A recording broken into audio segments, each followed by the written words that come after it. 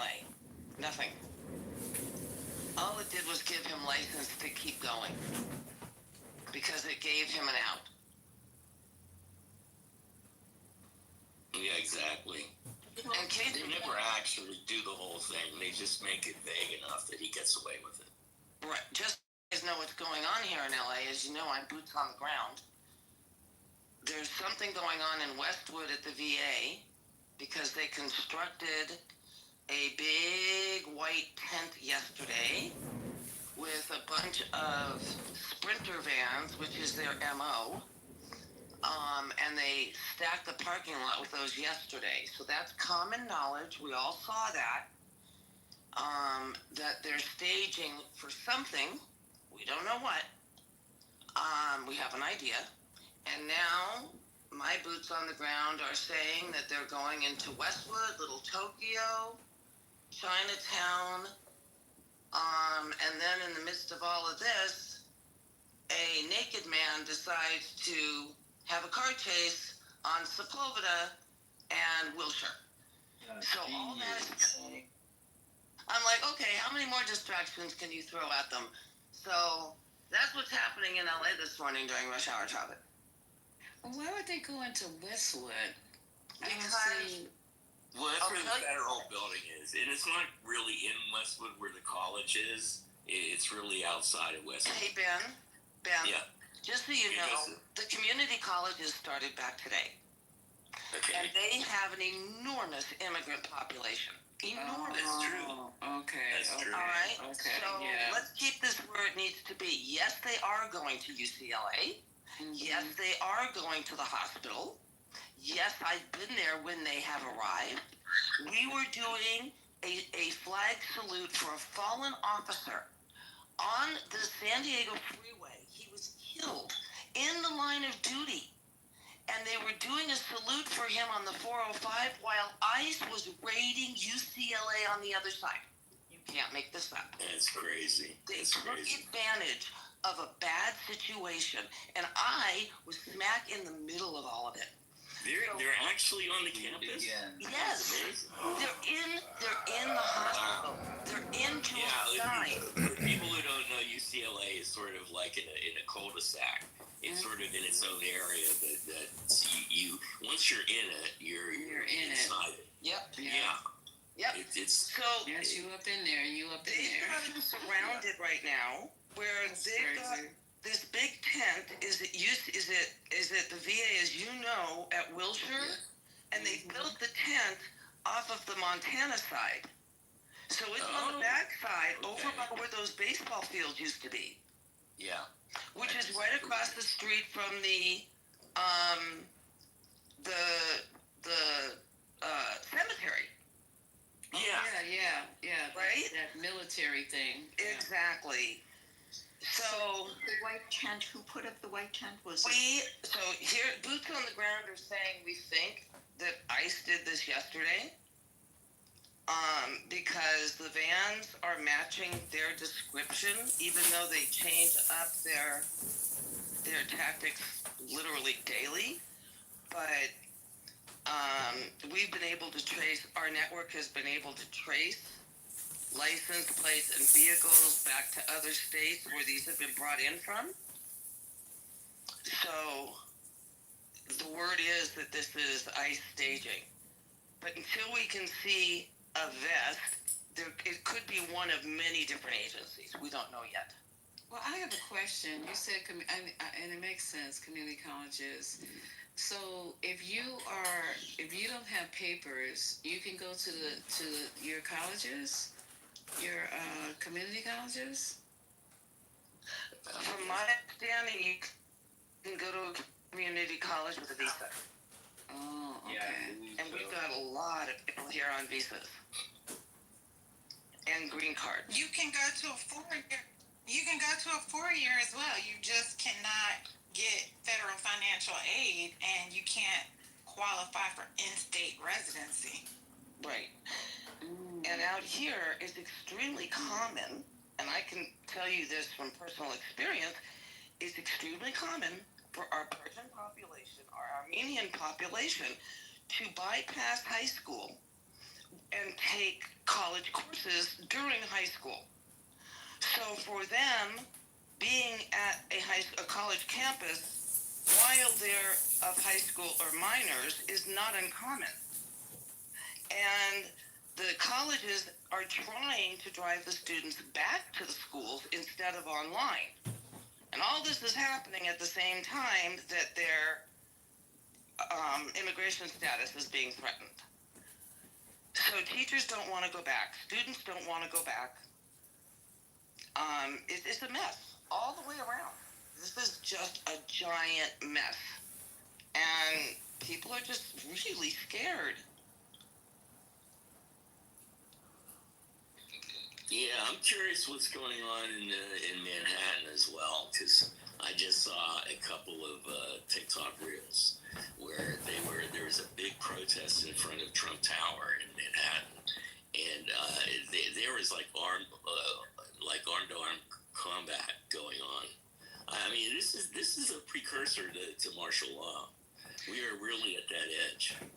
Yeah, and people ask us a lot, why aren't we taking to the streets? Why aren't we getting out there? Well, we have learned what's going to happen if we try to do that.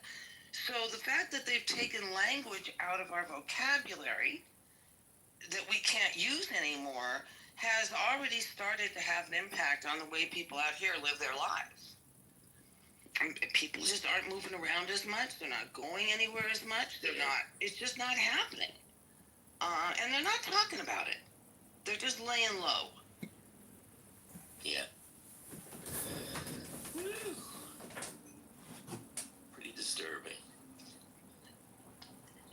Yeah, the group in New York, Ben, is refusefascism.org. That's who organized what's going on right now.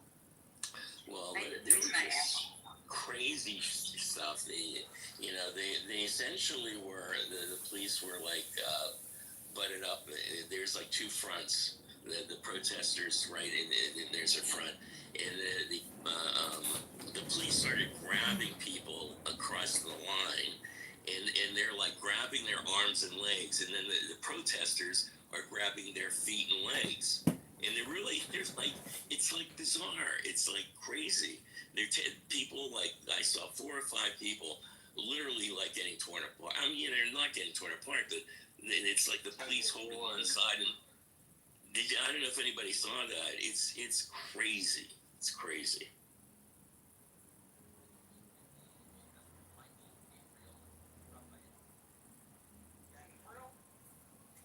Hold on, my friend. People love Gabriel. Gabriel's huge. Yes. The reason I asked about the VA, Sue, was because yesterday there was a really large presence of federal agents outside Union Station in D.C., and the vets were having a counter response, let's just say, and they had a really good showing of veterans out there protesting against them. So I just wondered about the relationship between that and being around the VA Michael hospital. would be like Mikhail. Oh, yeah, okay, yeah, no. Miguel. I assume there's Arabic. The thing is, the true bad actors here are ICE and this secret police force that he's creating. It's sort of sad that the National Guard and the local police have to get involved in this. And, in Chicago, in Boston, one of the things they're doing, and I think in Baltimore, is they're sort of they're sort of anticipating this, and they're making at least some sort of statutory orders for the police not to be involved with anything that ICE is doing. So, we'll see how long that can hold. But it really is the ICE, these guys with masks and unidentified. So Diogenes today was interesting and fun as always. I'm just wondering if you want to do an MC host, if you want to be the host of a fundraiser for me this week, you and Abby Diogenes. When do you want to do it? We can do it now. I mean, I believe now is all important. It's more important than the future. So, Okay, where Let me put the link in the chat. It's in my profile as well. It's through Antidote, which is the platform we're using to do payment processing. Never heard of it. What about Venmo? No, Antidote is compliant because it's tied in to Cash App. it has rules. Yeah, like Cash App. You have to, if you make a donation to the campaign, it goes into the campaign account. It has to obey the rules. The rules are on the sign up page, which is the link there. So Give me your address and I'll mail you $50 on that. yeah, you can mail me a check if you want. So Mail some Adderall. You want that too, buddy? no. So the point is to do it professionally. That would mean, like create a room in a house. I mean, I'd want to be a mod. Running for president? I'm running for Congress, Yeah. and time is limited. I have to live my life hour to hour now, and I have to send in actually a lawsuit against the Secretary of the Treasury, Scott Bessent, today. I'm sending in an 18-page lawsuit. So I have to get to my other office and keep working on this giant lawsuit. You say you're sending these lawsuits, like, you have case numbers? I do have a case number. This one has a case number. But I'll be honest with you, the one with Brad is just all online threats, but don't tell anybody. I told you. Don't tell anyone. Look, I asked for a case number, nobody had a case number, I knew it wasn't real. Well, you're in Jazzy's kingdom. I don't want to sit there and play Jazzy's games with King Oxcar, in that crew. So I'm just telling you. You see how I fuck with his name there? He's like the truth of the earth, So I'm just saying, when your mother give a birth to a son. Your mother. But yeah, I think you and Abby could actually help me significantly do fundraising, and we would have a goal that we would want to raise, $100 in a room, and so that would be the goal. You have to pump people up and push them to click the link to submit their credit card details. You got to be the prosperity gospel seed preacher. You should meet my friend Clark. He can get you $100 in a day. Clark! What is it? What's the tagline? Real card shit. Clark shit. Real Clark shit. Real card shit. Real Clark shit.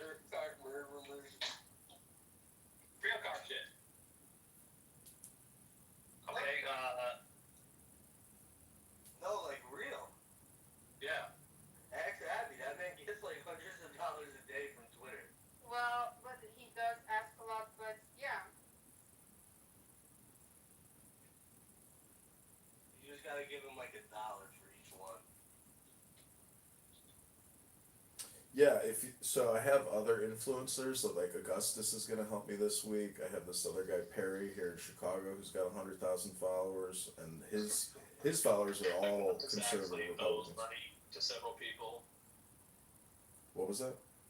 I think if he Augustus wants to has a big fundraise, debt. it's not on this app. On this app, nobody's gonna be pro you. So, I mean. No. Well, we want to brand it. Like, it could be Brad owes me $1,000, but he won't pay up, so I decided to promote candidate Kitover. We need to fuck with people on this app and get their dopamine flowing in order to get their pocketbooks to open. That's how it works.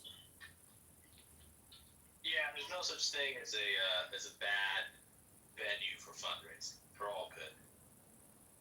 And the money I'm going to record every second that I spend the money. I mean, it's all going to be on YouTube. So if anybody thinks that I'm like sitting here trying to pay my rent with their fucking campaign donations, that's not happening. This money is going towards Pay operations. rent with the campaign donations. That's not an issue.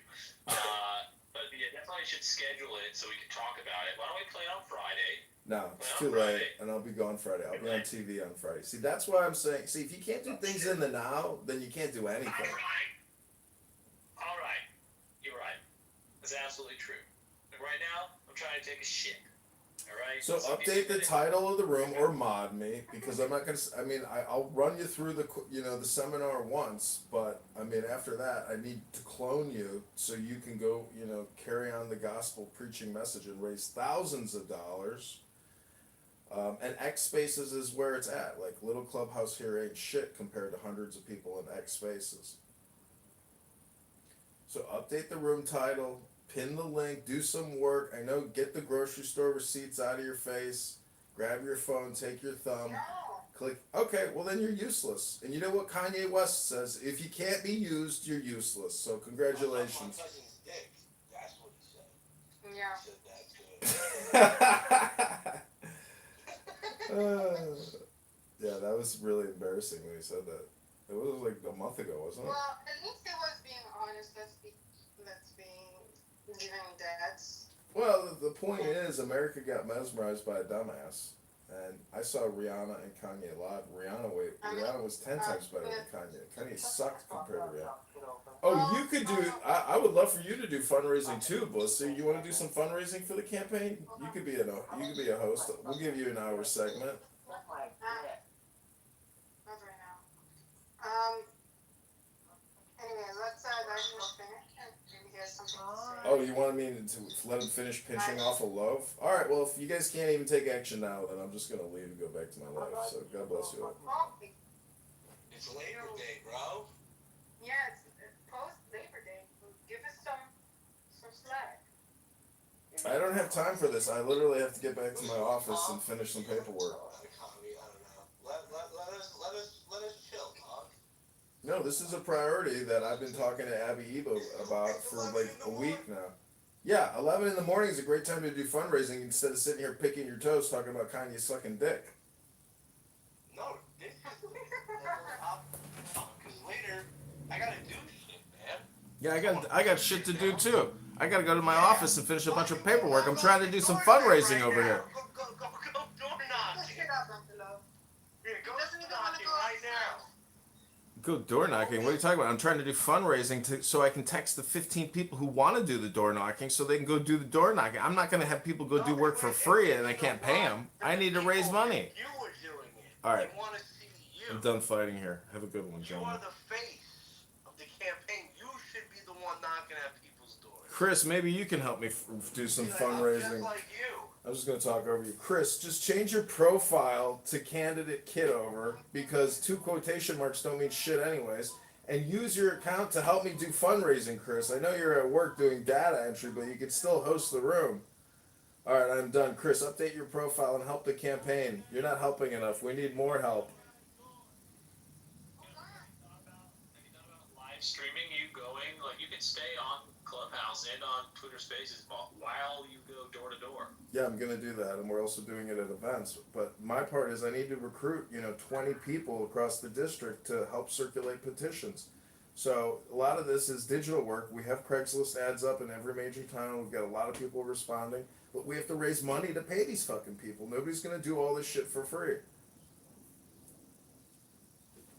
Tell them if they don't do it for free, they're not patriots.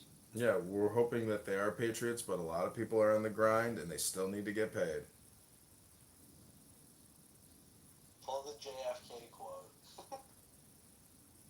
Anyways, Abby and Diogenes, please talk amongst yourselves, formulate a plan, create a room, text me a message, I'll put my number in the chat, take action now and help the campaign. This is real. We're really running, and we need your help. So please get organized, pinch off your loaf, and get activated. Because we can actually kick Darren LaHood's can and defeat him.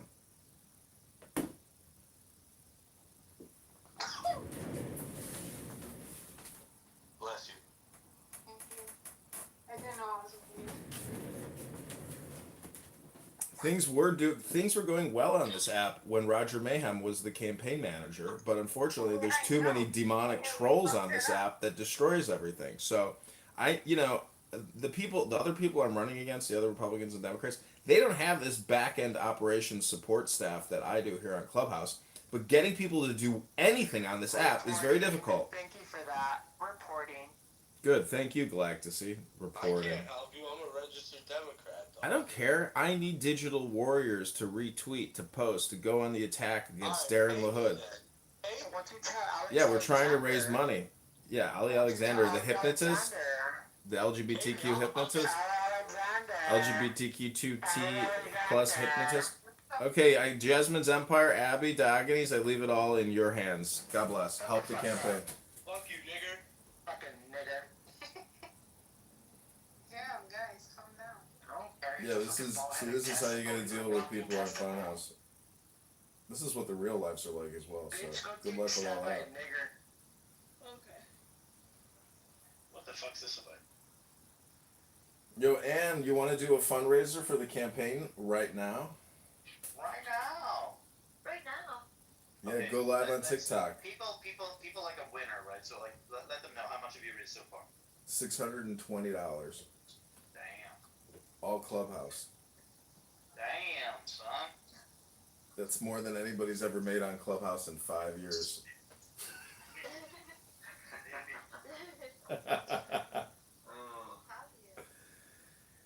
So Friday we're going to be on TV, but this week I want to fundraise and get as many people in the streets gathering signatures as possible. And we put up Wait, about what kind of TV? Like local TV or? yeah what? local TV, yeah, not here in Chicago, but in it's called Blue. The district. Yeah, it's in the district. Yeah,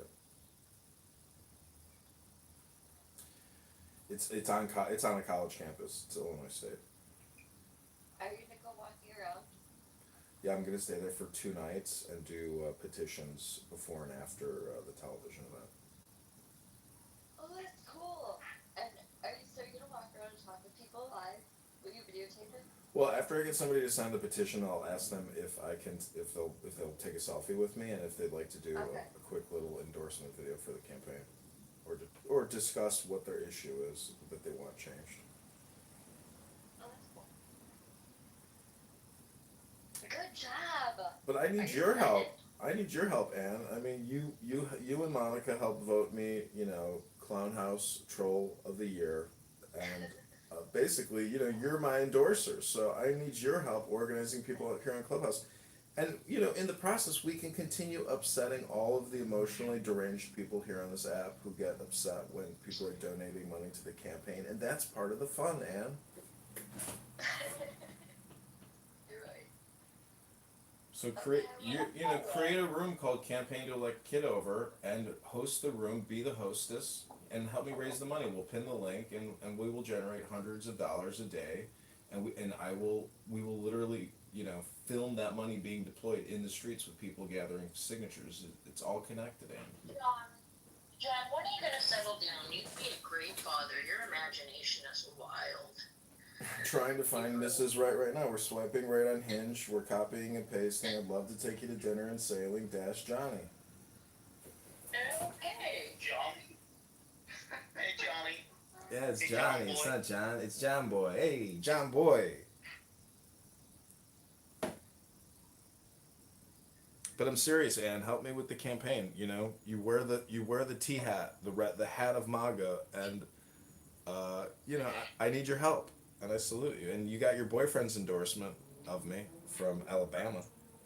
Do it, girl. Yeah, I will, but tomorrow. We have to do it tomorrow. We can't do it today. No, you can do it now. The now is all there is. There's no such thing as tomorrow. There's free beer tomorrow. There's nothing free tomorrow. We're here tomorrow. Yeah, now is all important. Bam, now. T-Robs can update the room title right now. Just call it Irish Get Out the Vote Organizing for Candidate Kitover. Put a potato and a 4-leaf clover in the emoji. What's your over/under that you can win, John? I'd say there's a 20% chance I can win, 80% chance I lose. You know what a good tactic is, but you didn't hear it from me? If you hire a private investigator to follow your opponent. We don't have that kind of time or money. We just got to get on the ballot. That's all we can hope for. You could do it yourself. Well, when I get down to Peoria, I'm going to put up a plastic table with our signs and live stream our petition gathering outside of his office. I mean, that's the kind of publicity I'm going to get. 20% is better than I thought you were gonna say. That's very good. Well, yeah, I'm inflating it probably by 200%. It's probably a 1% chance of winning. It's probably a 1% chance of winning because there's 8 other people running, and some of the Democrats are, you could say their credentials are, good if not better than mine, and they can present themselves in a very good way. I mean, I have 25,000 YouTube videos up, 25,000 Instagram videos up. But the moment I get any national press or national attention, it's all good for the whole thing, because at 50,000 videos, if I can be like Alex Stein, Prime 99, you know, I could have a media business or be a comedian media pundit. So at least I can make money that way. So that's the dream.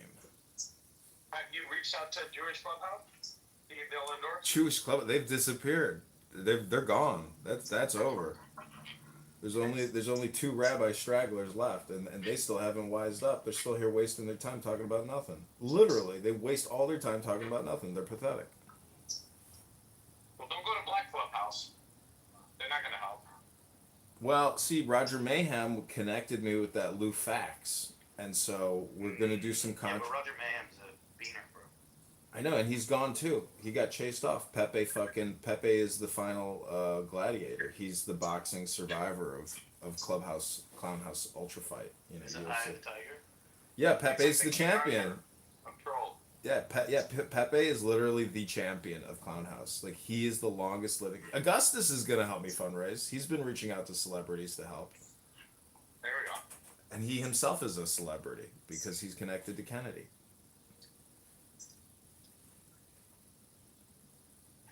Are you going to challenge the election? No, they'll challenge my petitions. Oh, that's funny. You should challenge the election afterwards if you don't. That's a good idea, actually. I should challenge the election results. Just to create extra. More drama, yeah. Stir the pot one final time. You're No, right. you're raising your profile, right? You're getting your name out there. You know, you're gonna make a headline like 100%. candidate congressman. Candidate congressman challenges Election. Darren LaHood's election results. Exactly. Oh shit. Yeah, all you need is like one viral moment of you just doing weird yoga shit or, you know, all communications hypnosis. And then, Bro, you should like leak footage of yourself. To be like candidate congressman. Augustus was screaming on X after my speech yesterday. All communication is hypnosis. All communication is hypnosis.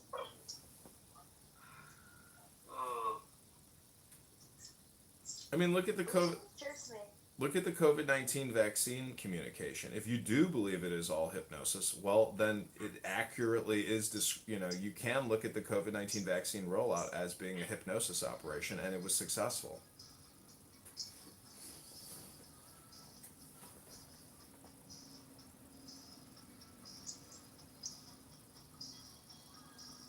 But I've been using Grok. Like I asked Grok, create me 10 attack titles and ads, against Darren LaHood. It gives you speeches. So I'm gonna start recording a lot of these Grok speeches. But today, I have to finish this 20-page lawsuit against the Treasury Department and Scott Bessent. So I have to go into my office and finish that. But after that, I'm gonna put up YouTube videos with regards to petitions and circulators, because there's a lot of independent petition gatherers who can literally they've been doing this 20 years. They can get out there and get hundreds of signatures for me and literally mail them to me in mail. So I have to try to connect with those people and put out those YouTube ads requesting petitions and circulators. So I don't know, I just feel like there's a mass communication effort to all of this. why are you suing Scott Bessent? Because my manager called me a whore, and the manager above her, he threatened me with violence. So I stopped going to work, and I filed an EEO complaint. And we're at the final stages where I've literally gone through 5 people. I've had to produce the same information 5 different times to 5 different people, and finally, hopefully, at the last person.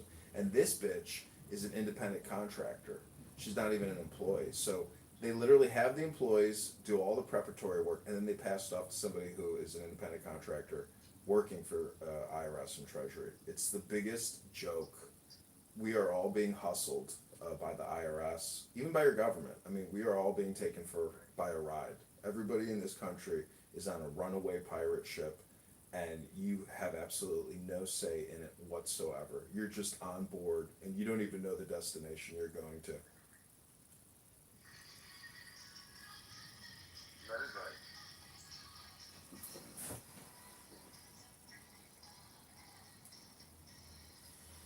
But I can't play your copyrighted music on my YouTube channel, so thank you very little.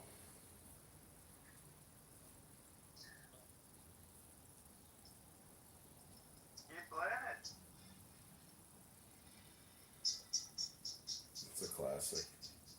gonna make me think of my ex girlfriend. I'm gonna start crying.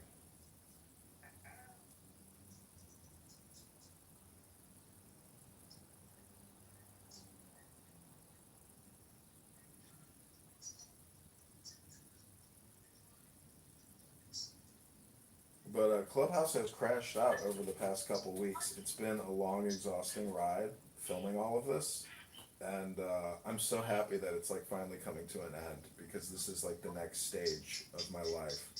And Clubhouse has completely imploded. No, I mean just like being more creative outside of recording emotionally unstable people on Clubhouse. Go bananas and get addicted to the app every day.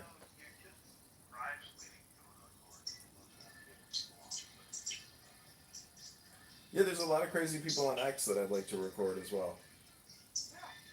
Out of, as a historian, what did the app end, John? As a historian of the app. It always ends now.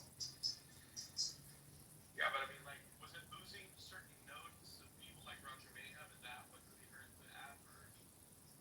No, you're playing the theme music to the end of our movie. Thanks, Diego. You're doing it right now. Wow.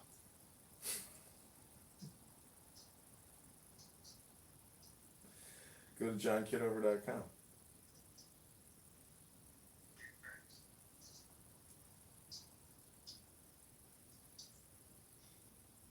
Yeah, you agree the goal should be to start like a political podcast, like a Sam Hyde type like set. You know what I mean? I don't know if you know this set. Kind of like wacky, all over the place. So I don't know that vibe would work. Great political content. I mean, look at Louder with Crowder. I don't even watch the guy. You know, I don't watch Ben Shapiro, but these fuckers got millions of subscribers and they're making millions of dollars a year. Even that fucking F word, what's his face? He's got his stupid little talk show. I can't remember that guy's name. You Any- heard that song with a little bit of luck? you ever hear the song Thunderball? You've been thunder. With a little bit of bloom and luck. With a little bit. With a little bit. That's what we need. With a little bit of bloom and luck, you'll find. You know how they talk? So wait a minute, all this other side of Coco usually just dies? No, it's not that. I'm just saying in terms of like my recordings, like I think I've maxed it because like I can't record the same conversation 1,000 times. It's just a waste of time at that point. So it does become a question of video development. Well, no, I mean I'm just saying that like part of this was I was pulled into this because of Roger Mayhem. You know, he became the campaign manager for 3 weeks. Well, he helped us raise $600. That's more than. Well, Brad also helped contribute, I'm sure, to the drama, but everything fell apart because of Pepe. Pepe was the destroyer of worlds. Nice, good on him. Big man. Did Roger Mayhem raise the most money? He did. He raised the most money. He was the super host, and he kept saying, "Go deep into your heart, grab your wallet, close your eyes, and say a prayer for candidate Kitover, and give $10, $100, $150, $200. Give now." Our biggest campaign contributors are Jay Breska and Hakima. Is this JB? Yeah, JB's our number one donor. What did he give? He gave $150. Oh, wow.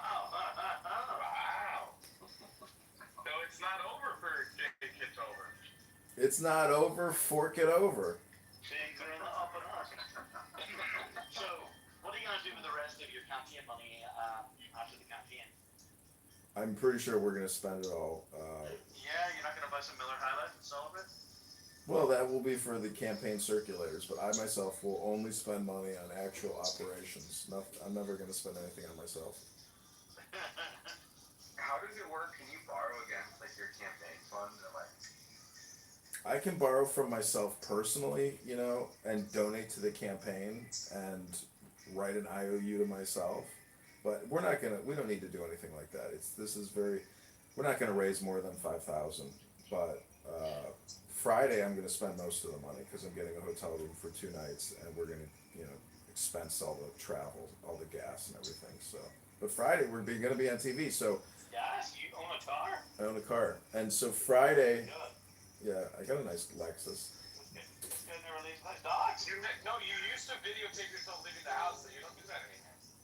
Oh, you're right. You're right. I did used to record everything. I Well, drove. you should live stream while you're driving more if you're going. I used to live stream driving around Chicago all I the know, time. I've seen this stuff in LA. Yeah, a lot of LA live streaming too. But anyways, this is it.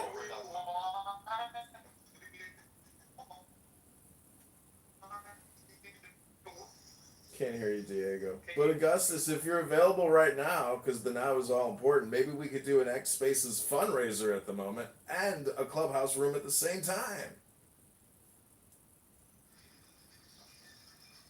God, can you get those Ray-Ban first-person perspective glasses?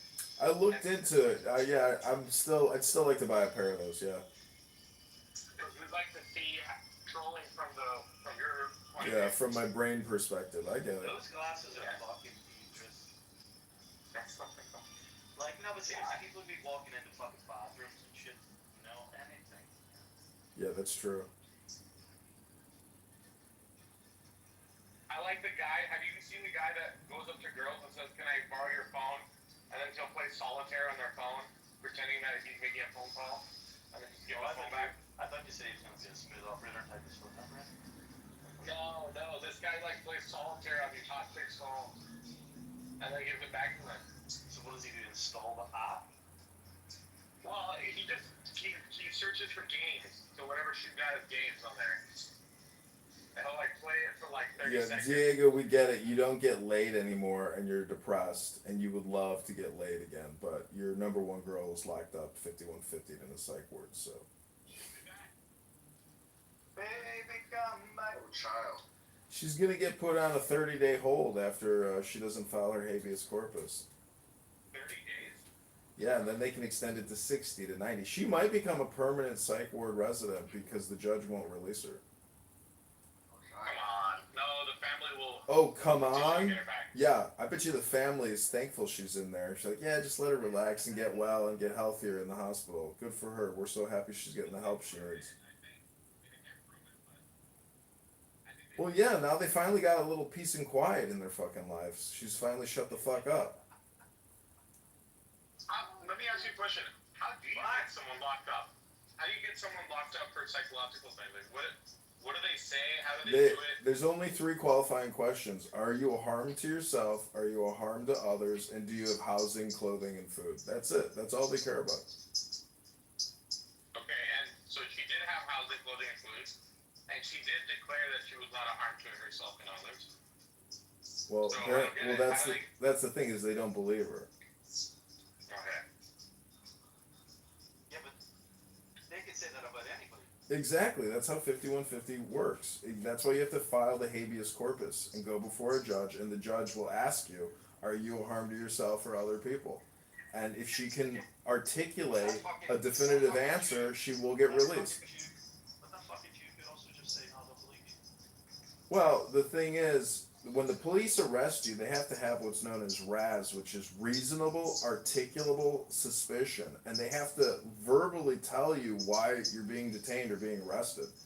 So if they can't do that, then they have no reasonable suspicion and their stop is unlawful. And so it's the same thing in the courtroom, where if she can't make a solid defense on the spot and they see that she's whacked out of her mind, they're just going to say, no, bitch, get out of here, go back to the psych ward. Bye.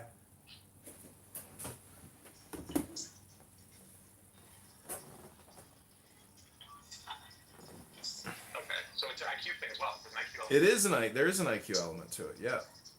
Okay. There's a good chance she's gonna be able to get out, but based on the way that she communicates here, there's also a horrible chance that she's ever gonna get out, and she probably won't. Because what happens is they're gonna drug her and she's gonna get triggered by that. Well, she's gonna have to take the drugs, otherwise she'll never get out. So it's really, it becomes habitual when you're But screaming the at people like a maniac. I don't think it's that bad at drugs, though. It's But like, the last time she was forcibly injected, she said, They Yeah. They may do electric shock therapy on her, and she'll come back fully anesthetized and brain dead, and she won't even know who the fuck you are or what Clubhouse is. Then she'll never come back on the app. Yeah, I know. I know. It's like a modern day lobotomy. It is crazy how like electroshock therapy is still on the books. Yeah, it's a lobotomy. It literally destroys your brain tissue and makes you retarded. It makes you stupid. It retards you. That's what electric shock therapy does. It makes you retarded and destroys your brain. Invented by a Jew. I have no idea, but it's wait, a modern day lobotomy. So you're saying that something that started off, let's say, like spoiled brat syndrome, can eventually like turn into a lobotomized Yeah. experience? Well, let's put it in. Let's frame it this way. Let's say you're a wealthy guy living in San Diego. You got a wife and two kids who hate you because you're on Clubhouse all day, but you got a sugar baby on the side. Now, let's say that sugar baby is acting up and too loud and too noisy. You could go on eBay and buy an old electric shock therapy treatment technology and literally electrically shock your sugar baby into submission because she'll shut up after you melt her brain. Like the Kennedy child. What they did to the Kennedy, right? They had like a problem daughter. They kept in like a room. Yeah, You hear about this? I didn't know about that one though. Yeah. But anyways, I'm literally making jokes. But Augustus, yes, if we could do a fundraiser, and if we could do a fundraiser, T. Robs, Rico, Diego, you can help me fundraise. We can. I want to raise up to $5,000. But can you accept like anonymous donations? No, it's all through the link in the chat or on my profile. So like, but then my boy Rico can't give you. money apparently. My boy Rico wants to send you some crypto. That's what I heard. You can do it through Apple Pay. You just have to convert your crypto. You can identify yourself. Yeah, no, I think it was McZed or someone looking up. You know, it's illegal for like you to receive money from international. Yeah, there's a rules list. If you take the time to click the link, you can see the rules list for donors to the campaign. And I would love for you to donate $100 or $10 or $50. And don't worry, I'm not going to dox you or release your information, but I may email you or I may text you. Let me ask you this. Did you ever have to give an identifying piece of information in any of the process that you've done? Like an ID, a government issued ID or anything like that? I would assume if you're running for office, you have to give them your ID when you're ready. So Do you have to give them your Yeah, ID or? yeah. No, he hand wrote in his fucking. The reason I'm saying is like, John, like, are there any Jewish guys you kind of resemble that we could pretend like you're running as them? Sorry, Diego. You'll have to take your schizophrenic questions to your therapist. I don't know what you're talking about. I'm just saying, like, imagine if you looked like some random, Jewish guy that has APAC connections, and they just like they're so busy that they don't actually realize that you're not the guy. I get it, Diego. But what you should realize is that Darren LaHood has taken over $100,000 in APAC money. So if you don't like Israel and you don't like APAC, you should contribute to me because I'm not taking any APAC money, and I'm running against a guy who has over $100,000 in APAC Yeah, shekels. but that doesn't mean that you don't get that policy. Oh man. And I promise, if you donate $100, I will not buy another cell phone. I don't need any more cell phones. Why don't you live on air like call me back and say you're running and you'll represent us? Why don't you call live on air to APAC and say, hey, I'm calling on behalf of the campaign to elect candidate Congressman Kitover. We'd like He's to do. afraid. This nigger's afraid.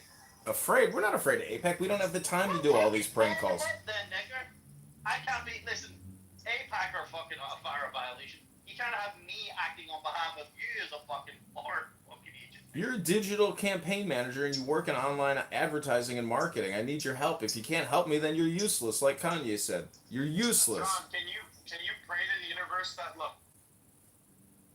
That LaHood has spike proteins inside of his heart and he has a massive blood. What was that? I said, can you pray to the universe that he gets hit by a car? He already got vaxxed twice and triple boosted. The guy got hit by a truck. What are you talking about? He'll be lucky if he makes it to the primary. He's fully vaccinated, this guy. John, did you not get vaccinated? No, fuck no. Wow. Holy shit. Yeah, I didn't wear a mask. Northwest side of Chicago, people didn't get vaxxed. They didn't wear masks. We resisted. Everything remained open. Nothing stopped. The show goes on. The John Kitover show goes on. It's true. We have become I the saw him Mojo wear a super Bane positive mask. vibration. Yeah, that's right. I wore a Bane mask. That was during the summer of 2020 when everything was getting looted, and I thought we were descending into Gotham. I was going to become Bane here in Chicago. Well, He was preparing to be a warlord. He was born in the dark. Can you give us a little Bane quote? I was born in Clubhouse. You merely adopted the Clubhouse. I will break you. Your wife is a robot. Your children are merely slaves. Meanwhile, you run around the world with a schizophrenic girl, lying to her about the Jews so you can sexually molest her. You're a pervert. John, are you doing like YouTube man on the street interviews? I think that. I will do those when I get out there and start getting petition signatures myself. I will do those, yeah. You cracked me up, man. Listen, I got the boat. I got the boat here in Chicago. You're all invited to Chicago. I do have a sailboat here till October How many 31st. people you fit on this boat? So you can fit 6 people on it. And if you know how to sail, then you're extra special because I don't know how to sail. I know how to sail. Great, come to Chicago. Doesn't know how to say. Come to Chicago. I need your help on the boat because I don't know how to sail. Are sailing knives the same as like rock climbing knives? What? No. Probably a dumb question, but I don't know. I mean, So maybe so- some are overlap.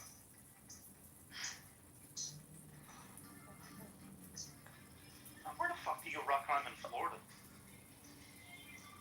I used to do it when I lived in Georgia. There you go. Great Smoky Mountains.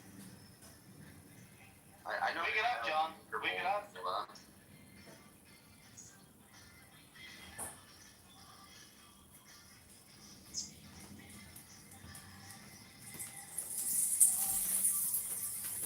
They have walls like anywhere. Listen, this is going to be the greatest Halloween of my life if I can get on the ballot. So, any help you can give me, and that really means Clubhouse fundraising. I really do need your help. But if we get on the ballot come October 31st, it is going to be very exciting because we will then have 11 months to troll Darren LaHood because we'll be on the ballot and we'll have all the way up till November of next year to create content. And we will raise a lot of money at that point. And it can be a lot of fun. Rather than begging for money, you need to tell people why they what's the why? The big why is I'm not a Fortune 500 whore. You understand what I can tell you the why. I'll give you the why. Are you ready? Just like, give me money. You're a fucking nigger. Well, this is grassroots. You got to understand what we're going against. I don't have lobbyists calling me. I don't understand because you haven't explained it. You're just going like a nigger. All right. Well, okay. gimme. Tell people why. Well, do you want to watch the 45-minute podcast I did? I explain everything in 45 minutes. No, nigger. No one's got time for that. What do you got? The N-word Tourette syndrome? Jesus Christ! Why don't you just redirect JohnKitover.com back to Queers for Palestine to satiate your lust to hate the Jews? You sick Irish potato snitch motherfucker! I don't want to have anything to do with the Irish.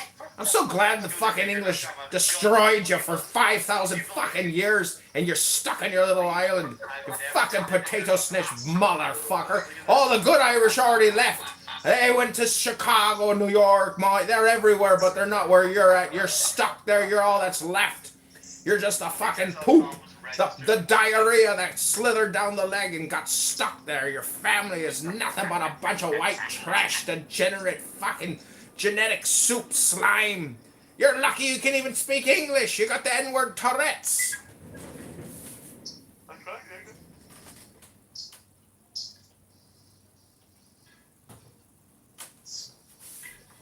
You know why you're still there is because your family probably stole potatoes and hid potatoes from everybody in the community. That's right. And everybody else was starving. They had to leave and go to Chicago because you and your family were probably acting rather Jewish and stealing potatoes and hoarding them. He creates This is why you're so upset with black people and Jews, because you and your family did exactly what you accuse other people of doing, and that's why you're still there. Because all the strong ones, they left when the famine hit, but you guys must have been stealing.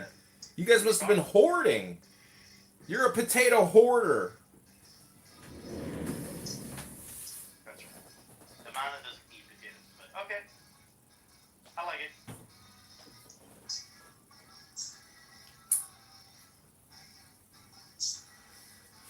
Would that be funny, T-Robs, if you call the Darren LaHood campaign and you're like, hey, I own JohnKitover.com. Oh my God, you should do it. Be like, I saw that you're Irish. My name is Tim O'Brien, and I see that you're Darren LaHood and you're an Irishman. I want to help you in your campaign, Mr. LaHood. He'll be like, redirect John Kitover to Darren LaHood. What type of fucking name is Irish name is LaHood? You know, what do you think it is? Spanish? I don't know. I don't know. It's not fucking Irish, bro. Well, he's Catholic, so I thought maybe he could be. I think he's like half Hispanic. I don't know. His dad is Ray LaHood. He was the transportation secretary under Obama, and he was a former, I think, congressman. John. Yeah, I know. I got shit. I gotta do. I ain't got time for this shit anymore. What do y'all give him? You all know what I need to do, so help me do it. Raise me money, raise me lucky charms, raise me 4-leaf clovers from the ground here in Clownhouse instead of wasting all your time. You can text me at 312-498-0517. Go to johnforcongress.com, everybody.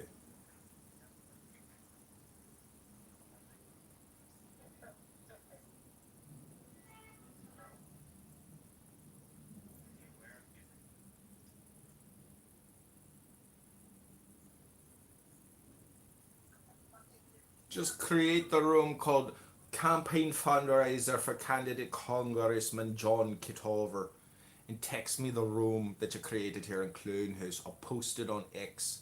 We've got premium account X with over 1,100 followers now. And thanks to T-Robs, we've reconnected with johnkitover.com. And we can't thank you enough. We're live streaming this right now to YouTube. We've got about 100 people watching it, and they are also contributing money to the campaign. Why do the Irish sound so much like the Jamaicans?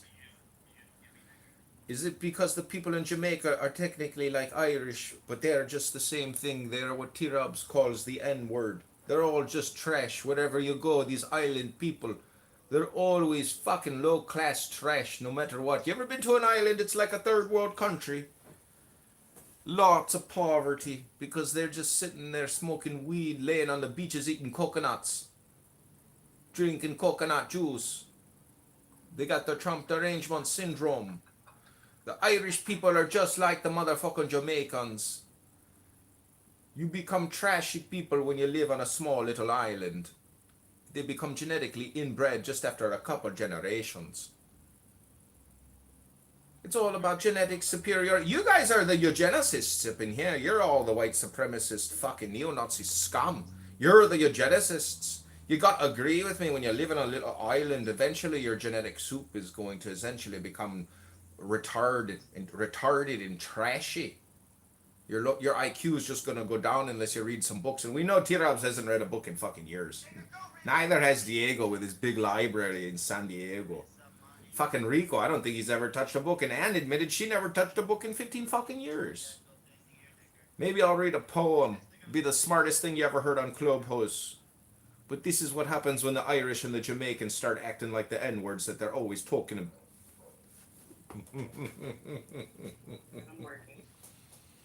It's not good. Did you miss us, the people on Clubhouse? The last term I was in wasn't too fun or interesting, though. I tend to find myself in Andrew's room, which are never a good time for me. I try to have conversations with people, but it just appears that people that go to Andrew's rooms aren't interested in actually having conversations. It seems to be like where all the toxic people tend to hang out, Can I ask you a question, Shawnita? Oh, shit. Is that P. Mars? I was just going to ask you, how are you planning to be a better atheist right now? Oh, it's not P. Mars. It's not P. Mars. It's, it's John. John Kitover. Yes, this is me. Mojo, super positive Yeah. vibration. I'm just wondering, how are you going to Yeah, be a better I don't know atheist? how many of your accounts I have blocked. Is that how Well, you become a better I made the atheist? room because. Are you going to let me answer the question, or am I going to have to boot you right away?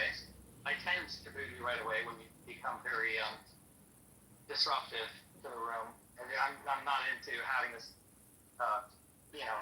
He doesn't seem like a disruptive rhetoric. like to me.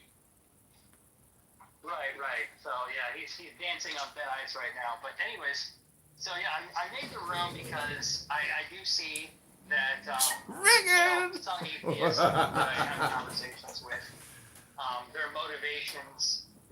I mean, better to me is subjective, anyways, right? So it's gonna all be dependent upon. Are you an atheist? Better at that point. Yes, I am.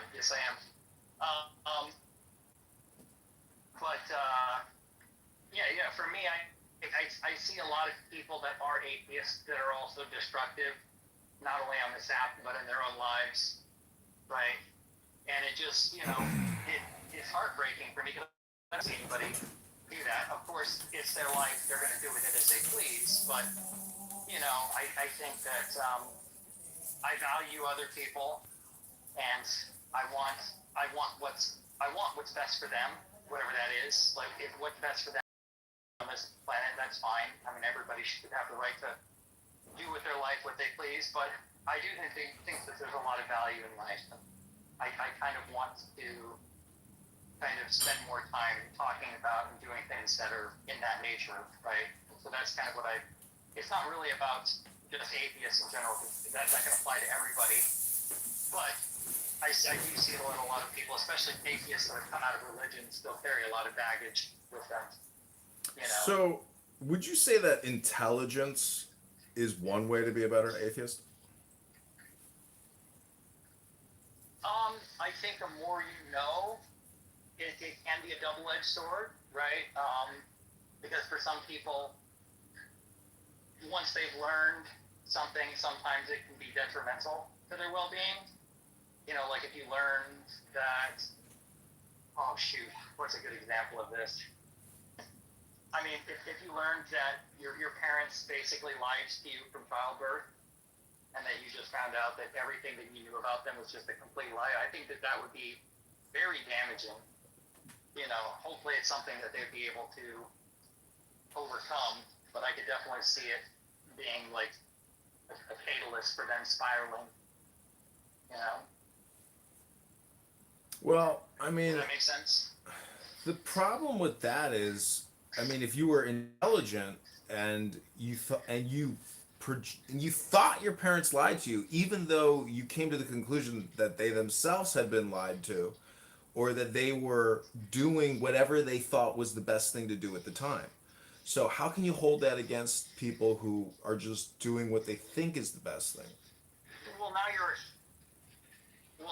adding. I never said anything about the parents thought they were doing the best. There are a lot of parents, like for example, my parents. My mom did not have my best interest in mind, and she lied to me all the time. Right? We were just a pawn for her game. Her game was to use us as a bargaining chip, or to her, we were just a paycheck, right? She took advantage of my dad, and he was forced to pay child support to a woman who never really cared about her or us. She never really took care of us as far as like interacting with us, making us feel good. She rarely ever cooked, with like the bare minimum she can get away with, right? Most of her money was spent on herself, right? So she didn't really care about us at all, right? Even though she would say the words, she would say whatever she needed to keep us attached to her, right? But so just because somebody lied to you doesn't mean that they have your best interest at heart. Yes, there are people that I would agree they do have your best interest at heart. And I wouldn't say that they were lying to you, because lying is an intent to deceive, right? There's a difference between lying and saying something that's not true. Okay? So I hope that makes sense. Well, I'm just saying, like, how do you look at atheism but also look at game theory and psychology as being elements that can improve one's life, alleviate suffering, and enhance the experience of life. Well, I mean, yeah. Once you become aware of the baggage and you strive towards like, you know, working to not let it affect your life, like a lot of people come out of religion still hold the baggage of like the threat of eternal torment, right? The idea of hell still bothers them, and that's something that can take decades, years, and may not even be something they ever overcome, right? But being able to mitigate those types of issues, I could definitely see that having a benefit on your life once you've learned how to mitigate it. So, I mean, Does that answer your question? I mean, because I understand game theory, right? Like I understand, it's talked about a lot in politics, especially around wartime or situations where people are attacked. Like, what do? If you don't retaliate, then you're basically conveying to the world that you're open to being attacked, and you're not going to do anything about it. But if you do attack, then you might be viewed as being somebody who is not, concerned with having a peaceful world, right? And so there's this fine balance of like when is the right time to retaliate or do something about opposing actions to create a better world, right? And it's very complex. well, you can use Clubhouse as a diagnostic. You can use it as a spam dopamine experience. I'm just saying that Clubhouse, as a communication tool, which is really nothing more than a conference call, it's really the way in which you use it because it's just a conference call.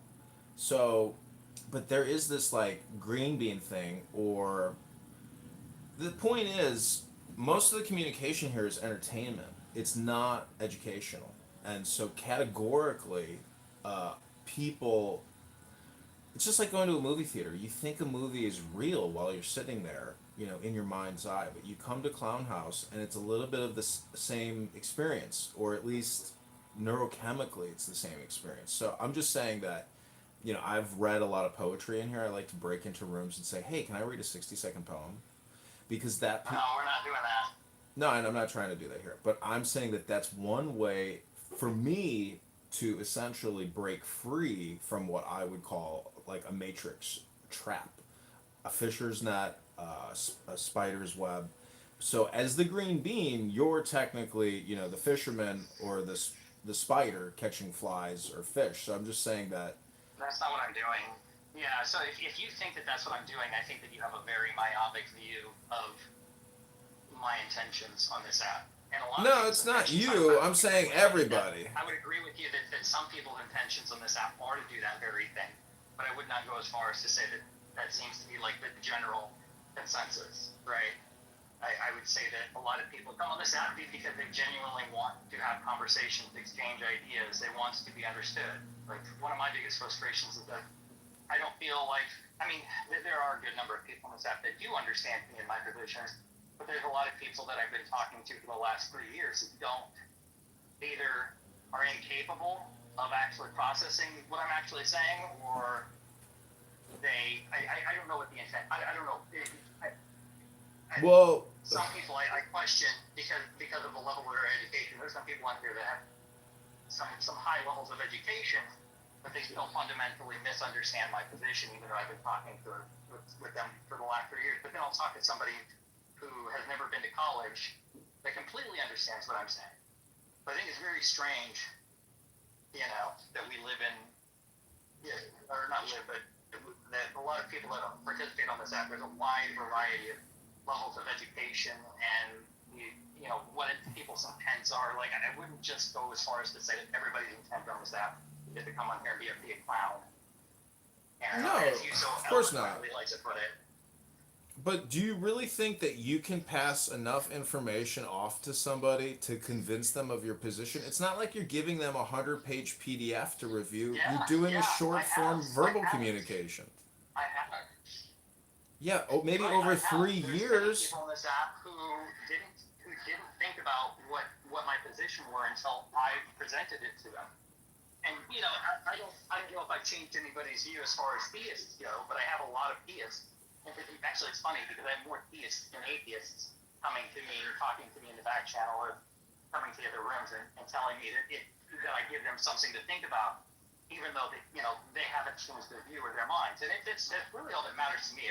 If I can have a conversation with somebody and have this and just be understood, just being understood is like very important for me, right? If I ask somebody to steal my position and they just don't quite put it into words that I would say like conveys or is representative of what I'm trying to convey, then I get frustrated very easily on this app. And that's kind of one of my issues where I need to get better at. I need to stop letting other people's inability to understand my position get the better of me and frustrate me. And that's where I need to work. Well, I mean, I'm just wondering that I don't think anything will get resolved from this app for anyone personally unless they come on here and do education. Otherwise, you're actually like talking about nothing. I mean, if that's your view, that's fine. You can have that view. I mean, I think that part of being on this app is we are presenting education. Like, a lot of the times people say something, I'm like, wait a minute, did you consider, X, Y, Z information when you made that statement? And then the same goes for me. Sometimes I'll say something and somebody will say something to me, and it's like, I didn't even consider that. And so it's something that I have to add into my way of thinking at that point, right? I would rather learn something than try to teach people. Well, what do you call the space beyond words? The space beyond words? So you're talking just about like imagination? No, I'm talking about like in my brain. I have control over my thoughts, my feelings, my speech, my actions, and hopefully the outcomes. I don't agree with you there. It depends on what you mean by you have control. Because I am a determinist, so are you not? No, I'm saying that I think there's like higher levels of intelligence in the brain that you can essentially tap into, but I think they actually deal mostly. I think that What does that mean?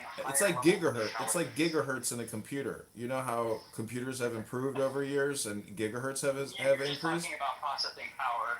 I wouldn't call that more intelligence. I would just call that processing power. Well, I'm saying that as computers have advanced, the human brain has also advanced. I mean, I would agree as far as selection goes. Like generally, more intelligent people find other people that are just as intelligent than them or more, and so you've got this system where selective pressures, people that probably, I mean, part of your intelligence is probably due to your genetics, right? And so if intelligent people are having sex with other intelligent people and having kids, odds are, as far as I'm aware of, whatever genes is partially responsible for their intelligence is going to get passed on, right? And who knows, there might be a mutation in there where But that's like discounting the all. intelligence is improving. But how can you're just totally discounting environment and books and education and experience. I mean, primarily, I'm talking education. No. I'm not. Yeah, I'm not disregarding that at all. I mean, obviously, it's going to take more than 100 years for, Have you seen the movie Gattaca? Gattaca? To make a large impact, right? Yes, I have. I'm just saying that it's going to take more than 100 years for selection pressures to make such a large impact. And over the last 100 years, we've basically gone from just learning how to fly. Okay, to, so obviously now we're doing interplanetary travel, right? Like we're about to start traveling to Mars here pretty soon, probably within the next decade. I'm hoping. So wait, let me ask you one final question. This deals with willpower or the power of the will, comma /genetics. So I'm just wondering, like, if there is no God, do you think that people who think there is a God are essentially in a way they're doing self-analysis about the self, so they're really talking about will to power or the Holy Spirit, which is like an X factor in the brain that people think could somehow help them achieve their desires, to obtain power or whatever their desire is. I mean, are people using an X factor or a variable holder in their brain to essentially do an algorithm, to achieve what their goal is? Like, is that essentially why people think there's a God, because they're using their brain in like a three-dimensional way?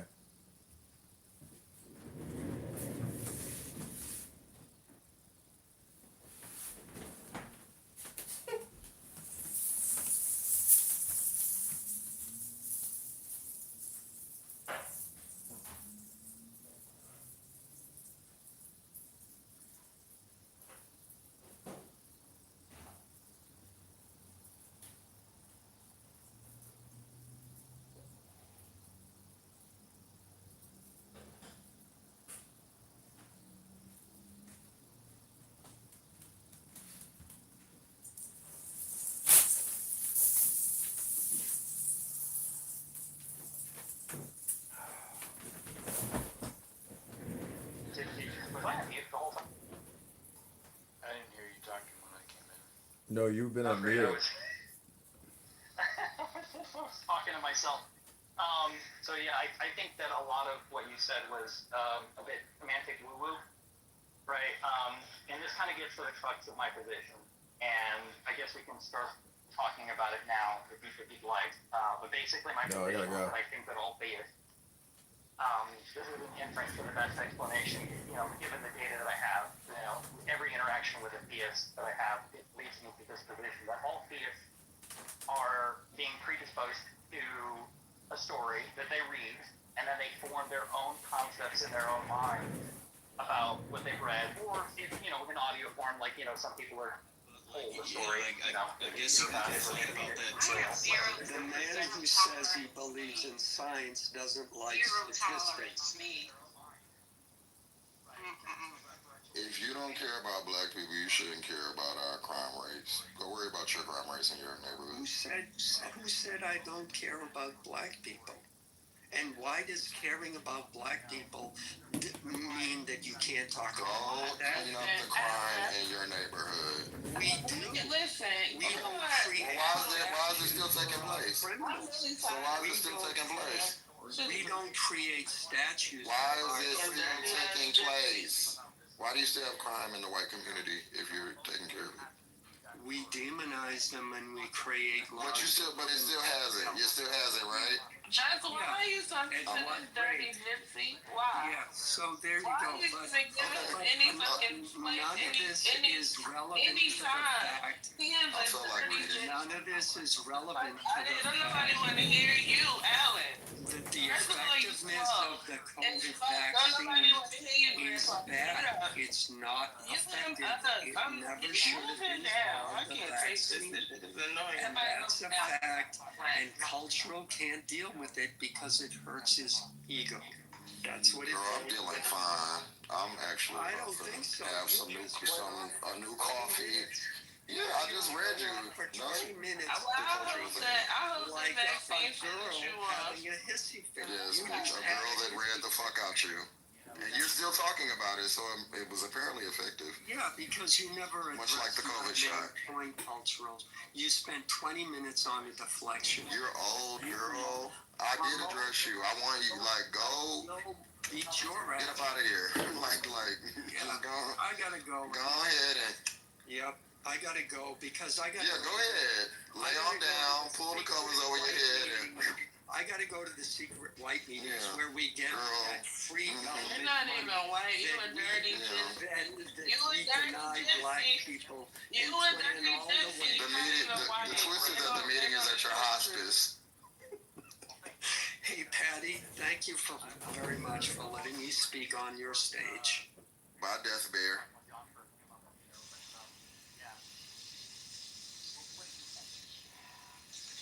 So I Let have me to break tell it you to you that something. Foundational white Americans need to tighten up. Mute up. Foundational white Americans need to tighten up. Cause y'all just allowing these dirty ass gypsies and all of these different kind of pockets of people to cosplay as y'all, and they giving y'all a bad name. Y'all need to do something about this trash. Are you referring to the immigrants or Send them something? What are back you to their talking about? country. Yeah, bitch, like you. Cause you cosplaying as a crackhead, you not. So stop. What do you, I'm just me. I'm not cosplaying as any.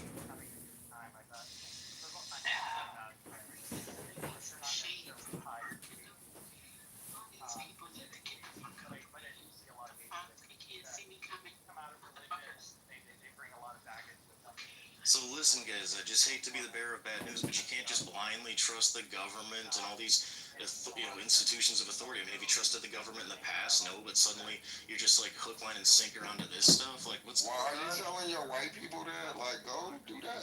Like, why are you telling us? Well, why is it all of a sudden just the coolest thing in the world to just like suck up to this stuff, dude? Why do you care? Why do you care what we do? Because I'm Why are you not shutting the fuck up? Why do you care? Shutting the fuck When up. all this stuff went down, I'm just showing up to the lab to say, trying to get this out. Like, Do you have it? Oh, here we go. Right here in the shade. In the shade. Why are you not shutting the fuck up? Arguing about a fucking vaccine right now? Is that what that is? pure blood Y'all have this way of making. Y'all have this way of making the most kind people nasty. Just go fuck off. How about right? that? Like, Because I'm kind as fuck. And they made me talk to them like this that. shit. Sick of y'all. I don't even know how y'all got here. I know what I'm gonna do from now on. I'm gonna start, even though when I'm at my job, when I'm in my meetings, I'm gonna start leaving my phone in here so y'all crusty ass can't get up in here fucking up the place. Cause this is disgusting. Yeah, This your last day. This your last day, motherfucker. Enjoy it. Oh yeah, Alan, you definitely blocked on the block list. What is going on? Alan, when you leave, the door is locking behind you, niece. This your last day. So, cause I'm sick of this. And I don't even block folks. Y'all come in here. Y'all come in here. You don't make me come meet your big ass. Rude as fuck. Dumb as fuck. Ugly as fuck. You can't. You don't do the homework. You don't do the reading assignment. Stay outside. It's not cool to kiss up to the government. It's never gonna be. You I'm guys are not really gonna talking to be. you. When the truth Nobody's comes out talking about to this you. stuff, you guys are all Nobody's gonna be talking silent. You're gonna pretend that you knew it all along. You're gonna be like, oh, I knew it all along. Like my Just, grandmama said. we all know you I can guys show you turn better than I into can these tell little you. Who that is? Is comrades. that talking when I'm fucking talking? Cause y'all ill-mannered and fucking disrespectful too. Kiss my ass. How about that? I'm sick of this shit. Somebody need to put their foot down around this bitch. Cause this is crazy. These white people is off the rails. What's happening? That's right, Dr. AJ. Get it off. Damn it. Trump done put a battery in their back. These white people is off the road. Culturally, none of that support the fights in Patty's room. But you know, Alan Dean, I take an exception. That guy says the most ridiculous, dumbest shit ever. You need to listen to him in Gary's room, and so there's some people I have a personal beef for. Number one is Brad S. I heard he was doxxed. I have his doxing details. I know where he works. Personal, you know how Nas, my man, sang, some beef is everlasting, complete with big scars. That's who I am. Alan Dean, one of them. Anywhere I see them dragging him, I'm right there. Well, send me his address. I'll go visit him. Brad S. or who? Your nephew Oni was in here. No, I don't know anything about Alan, but anyway, I go to their rooms, white America. Go and listen to what this Alan says. He's a fucking Armenian. Like, who listens to an Armenian? Like, fucking ridiculous gypsies that came here because of refugee status. You're there talking. Come on, go and sit down. Anyway, let me move on. So, that's why I told the foundation of white Americans they need to tighten up and get rid of these crackers, these gypsies and shit. Kardashian, come on, tell me, oh, you're Kim Kardashian, she's Armenian, what the hell? Anyway, I move on. Thank you, culturally. I'm going to send you more stuff. But nothing as sweet as knowing who Brad S is today, man. That guy threatened to shoot me. I would ruin his life. Oh, Brad, the one that called black women ratchet things. I will never forget him. I would, you know what? Let me mute up because I'm about to incriminate myself. Look at Pure Blood, just siding with racist. Baby, they don't like you. I heard Pure Blood's communication skills. I'm not impressed. Pure Blood. That nigga got on stage and talk totally different than he does in the chat. You should have seen he had this argument about mRNA the other day. It didn't go well for him. He presented an article that had been retracted. It was just bad. Making statements with a fourth grade English knowledge. It went real bad for Pure Blood. Pure Blood, we really be nice to you. You might as well just be black like you already the fuck is, and stop trying to be we nicer to him than any other pretender. So you better keep it motherfucking We cute. be embarrassing the nigga community. It's terrible. Yeah, you be with all the niggas. They really don't even Go do a rain dance. Go grow some maize. Like, what are you doing? I hate niggas. I'll see y'all tomorrow. Wait, what? Who said that?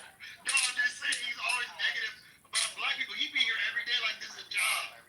Pure Blood is always with us. And then become you know how niggas is. No, you don't. Apparently you do. You here every day. He got no job. That's why he don't got shit to do. You don't know how niggas live. He ain't no pure. He ain't no biracial. He's American Indian, Sasquatchuan. I keep coming to work. How do I get my What is he just? What now? Sasquatchuan. What the fuck is that? Come on, fight back, Pure Blood. That was funny. Wait, that wasn't as funny as Jess. So whose couch was you talking about, Jess? Jamal changed his PTR. Yo, Jamal got to see me forever about that motherfucking couch. That motherfucking couch. Oh, Betty, was you in here? That's the worst home decor I ever fucking seen in my life. He changed his PTR because of that shit. He better. Oh, but I got it, baby. I think I do. Wait till I get that. That motherfucking couch was so motherfucking ugly. Don't put the wrong PTR up just for that shit. That couch was toasted. That couch looked like it was made out of motherfucking. Nigga, look at your home decor. That shit was funny as hell. He went in. You picked that on purpose? Yo, that nigga said. That nigga had it all pushed up against the back. Like I said, did you have an event that you ain't like put the stuff back in for? Trifling ass. That nigga bought one of them foreclosed houses. You could tell that's one of them houses. I said, that shit too big. You don't make that much. The furniture ain't matched the house, bro. All we gotta do is get a room. He gonna flip that house and make somebody. Yeah, he got them people was what they do squat. They was squatting in that house where he bought that. I said that's too big. That furniture too little. He made it. He got no man. Y'all know. Wait, but y'all know the black couch, like the black young people's couch. It's like y'all know the couch. It's that two-tone like It was like cream and red. Yeah, but normally it be in like leather and brown, like that little faux, disgusting looking leather and that brown. From the ghetto. It's at every liquidator warehouse in every fucking city. He got cream and red. So you know the house. That bitch tried to be jazzy and get cream and red. You didn't fool us, bitch. We know what that is, oh. He tried to switch it up and get a different color. That's still that same $3.99 set. Wait, someone in the chat that day, someone in the chat was like, is that a custom color? He did, cause I said, and then he put red like doilies on the part where you put your elbows on. I said, he boy, said that was his towel he jerks off with. Yeah, that's where he wiped his hands off. I said, look at them little grease stains on the corner. You ain't sweat. Who was in? That shit was so funny. Your mom is a lame. Like if there's anybody on this app like Jamal, even Manfetti is not as lame as Jamal. Jamal is lame as fuck. And then when he got naked in front of them people on the thing, I was like, yeah, you lame as hell. Somebody, oh, I thought everybody else was naked. So you did it too? Yo, that shit got me weak. This nigga said he thought they got naked, so he got naked. Justin is Jamal is from Alaska. That's concerning. He is from Alaska. Yeah, that's concerning. You can be convinced like that, so all we gotta do is set you up. Right. That's them type of niggas that you be seeing with Chris Hansen and them. But you wanted to get naked, weird nigga. Yeah, cause he was like, everybody else was naked, so I thought and then everybody was like, no, we wasn't naked. What are you talking about? We didn't even figure naked if we were. That's when like PR people quit the same day. Like, this ain't gonna work for me. This ain't gonna work. Yeah, like over cam though. Sure, man. On a social media after that. Yeah, you wouldn't get. I don't give a fuck what y'all told me.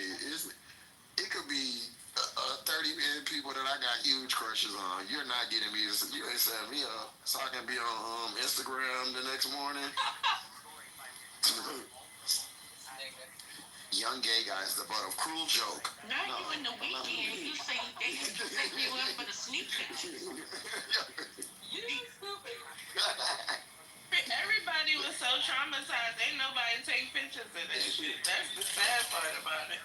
Ain't nobody take one picture. Don't nobody got a picture of him naked. Straight into Jonathan Room, this bitch. It was so devastated about that shit. Like, that, everybody was like, my eyes is burned, and that shit was funny as hell when I heard the story. And then he was laughing. I couldn't believe he admitted it. I said, oh yeah, you crazy, bro. You said you would have lied. I would have lied like shit. First off, y'all would have never seen me on here again. Because when I would have found out that y'all got my teeth, I'm not coming back on here. But to show back up. At least not as just. and then like, or when y'all would have started asking me about it, I would have disappeared like a bitch. I would have been out. But he stayed around. He was like, nah. I thought everybody else was naked. I was like, what? I said, that cannot be your reply. He laughed about it too. Yeah, he laughed. I said, oh yeah. You ain't got it all, buddy. Yeah, so y'all gotta give him some grace. Have y'all seen my... I'm alone with him, but that nigga he weird. Y'all seen my new auntie from, she from Africa somewhere, but she posted a picture, I think she like a lawyer, and they was roasting her saying she was ugly, and she wouldn't take it down. Fucked up. That was so fucked up. I held up like, auntie, when you come to Atlanta, pop those on me, because they tried it. They were dirty. First of all, there are some people that are ugly. There was nothing really wrong with that woman. She just had like. And stop acting like y'all don't got aunties that look like that. Stop I don't have no auntie that What looks she like look like? But it was wrong for that shit. And she said she didn't even realize she was going viral because they thought her picture was ugly. That's sad. She dressed really nice. I mean, she didn't look that bad to me. Like, she wasn't like super gorgeous, but it wasn't like how they tried to make it like, oh my god. That's what made it like. Big sad for plastic surgery. What is that? But it wasn't even nothing to fix though. She wasn't like hideous. Was she? Yeah, she was just regular. She just had a big nose, that's it. She did have a big nose with a pin on it. Yeah, she had a big old, she had, Yeah, big nose. they was acting like they never seen nobody with a bell pepper nose before. He just felt really anti. I didn't know that had a big nose. Yeah, she had a bell pepper. That's alright. My girl was a lawyer. I bet y'all can't match that. I bet y'all ain't got her bank account. There's another bell. I would have been roasting them niggas. Can y'all post it for me? I want to see it. I'm gonna find it. She posted a whole bunch of other pictures, and she was dressed really, really good. It's on Yahoo. That's why I read it. But I love that she stood her ground, because they was like, delete the picture. She was like, no, this is what I look like. Like, y'all just got the deal. Like, I'm so sorry y'all are so disturbed by. I didn't like that. Yeah, I don't That like shit that. hurt my heart. I felt bad. Yeah, because what she It doing, didn't y'all? seem right. Like what? Because first of all, let me not be rude, but I'm just saying there's some people who need plastic surgery. There's nothing wrong with that sister. What does she look like? I mean, even if Yeah, she was well put together. I don't like that. And she just seemed sweet. Like, leave that lady alone. That's like I be getting obsessed in during my days of like responding to people talking shit to Angel Reese in YouTube comments. I be clowning it. Like I was like, let me get back to work. Stop trying to act like this is what I got. What they be saying about her? Angel Reese? Cause you know what they did was they did the whole her versus Caitlyn. The white girl who can play, but they try to make it. They don't even play the same position. So they don't have shit to do with each other. So it's stupid. Oh, you mean like skills? I thought you were talking about looks. I was about to say, nah, I thought they got Jim Carrey up against yeah, that's Jim Carrey. So I don't think so. Now that she did, but she still looked like a dude. Caitlyn Clark looked straight like Jim Carrey. I was surprised. But then they gave her like a low key Prada deal. That's what I'm saying. This white privilege is a real thing. Ain't no fucking way in hell Caitlyn Clark deserved nobody's modeling nothing. Now, Reese has almost double the followers. So if you do it by followers, then why ain't it? Angel Reese is fine. She's like, she's somebody I want to see in Prada. I don't want to see no damn Caitlyn Clark. Right. Caitlyn Clark for the. Don't Angel have Chanel or something like that? Yeah, she does. I don't know. I would like that. I would kid. She already has a competing sponsor, so she wouldn't have been able to get that sponsor. Yeah. So like, I think it's the outside. She has her own shoe, and she has a bunch of stuff. Nothing on my girl Angel. Leave her alone. Yeah, I think it's everybody else that's making it. Patty, some women transcend. Like some women, it don't matter if you're gay or not. They just fine. You're not gay. That's true. Some men transcend. Some what's that man? You ever seen what's that gay movie that I don't like? That y'all Gay ain't a disease that goes away, bro. What's the gay movie that I like that the straight people like, but I didn't? Moonlight. You remember that movie? Did you see that? You didn't? How old is it? When did Moonlight come out? It's probably 10 years old. Yeah. And it won an Oscar, right? Or something, right? It got nominated. I don't think it won. No, it won Best. It did win. It was the discrepancy, right? Yeah, because they announced that it was La La Land. It wasn't La La Land. It was Moonlight. Moonlight won. And I know that because I won the trophy in our Oscar competition. Because I picked the winner. I repped the winner. So yeah, I remember Moonlight. You thought you had predicted who they were gonna win. Did you enjoy the movie? Oh, I want to see it. I liked it. That's how you said it is how I felt. I think there are lots of things to discuss. When you say, I like it. I think there are lots of things to discuss about it, but the reason I say I liked it is because for the moment, it was a necessary movie. It was a necessary story for the moment.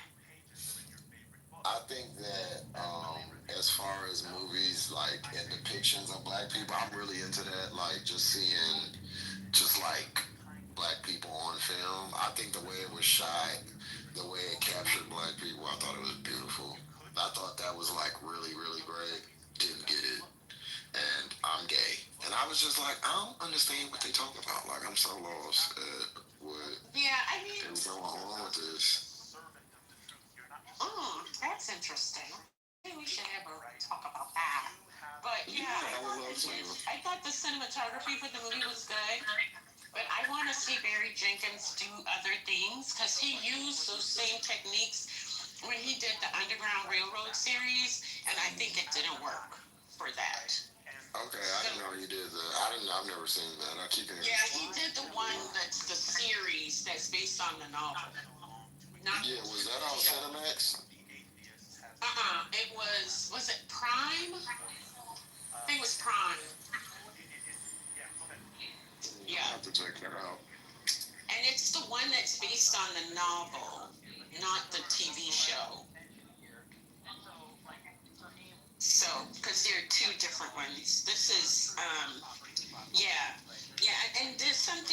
him as a filmmaker that I, have issues with, but I think that Moonlight was a good movie for the time when it was made. It just came out of nowhere though. Like the plot line came out of fucking nowhere. That's what threw me. Really?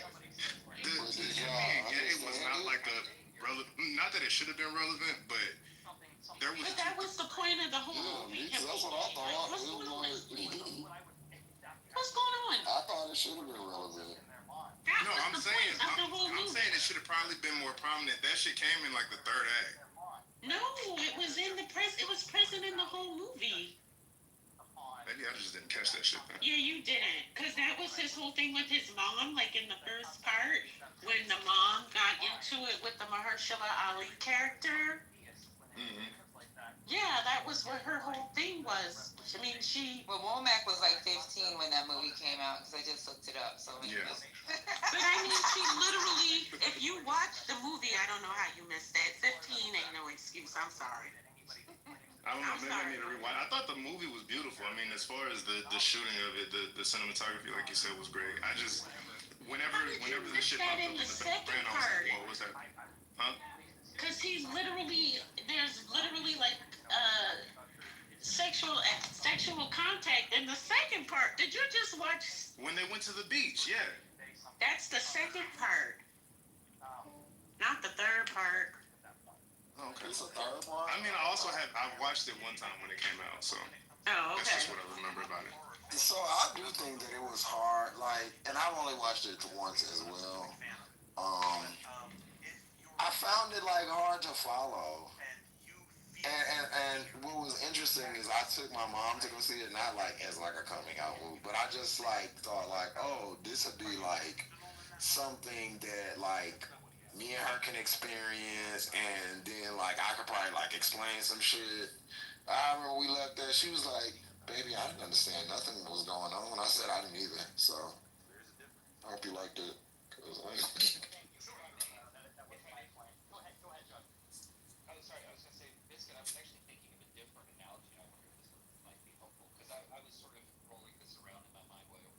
I like that they didn't make Mahershala's character like a fucking idiot. You know, it's like I feel like when you get character tropes in those type of movies, they tend to just like lean into stereotypes with those type of people. What was the character trope? He was his stepfather? No, that wasn't his stepdad. I gotta watch the movie again. It was just wasn't it like a figure? He was the neighborhood drug dealer. That's what I'm saying. Yeah, that's what I'm saying, Dr. AG. Like they took that trope. You know, he was a nigga in the neighborhood, and they didn't make him. They made him caring and not the weird character in this type of situation. And he dealt with a lot of the situations that happen later in the movie, or like the beach scene. You know, when they go into the water and all of that, like the little baptism scene. I think they like fleshed that out. If I'm remembering this movie right, but I'll stop talking because I probably you gotta see it again. Because it's not really, I mean, yeah, you gotta, and maybe it's a movie like for a particular time. Because the thing of the character, my reading of it was, it played on that notion, people always say how the kids in the community, like they look up to the drug dealers, and the drug dealers are like the ones who lead the kids like astray, and they get them involved in the drug, like, it was that kind of thing. And the whole issue of how that's a version of masculinity. And so the relationship between them is a play on that. So you gotta get that part. I don't know if the humidity in my office destroyed my students' clay project. And I think that him being the drug dealer and not being like what, like a necessarily a bad character. And I wouldn't say a father figure, but just kind of like treating him like noticing what was going on with him, and then kind of like, just like being around. I think that is, I can say from personal experience, that's a very prominent thing in like when you're like young, black, and gay, which I don't think people talk about a lot. And I will say I did appreciate that because you do. And I guess if you probably straight young black boys too, but I don't know because I ain't never been a straight young black boy. But it's a lot of people that'll try to like take you under their wing. Sometimes the intention will be wrong, but I think that's kind of what that represented is like. There's always that figure. Even if you have a dad, you always gonna have like some man trying to swoop in and be like, "This how you do it, son." Just did you watch The Wire? Yeah, but he wasn't like that. Like his thing was, it wasn't overtly, I'm gonna, you know, save your life type thing. It wasn't overtly that. It somewhat turned into that, but it wasn't overtly that. Can we just have like a modern movie night where we watch modern black films sometime? Of course. That would be cool. Just, did you watch The Wire? I have not. I love The Wire. I tried to watch it, and the acting surprisingly was just not what I needed it to be. Where? On The Wire. Well, I mean, part of the thing with The Wire is they had some people who were like professional actors, but some of those people, this was like their first acting.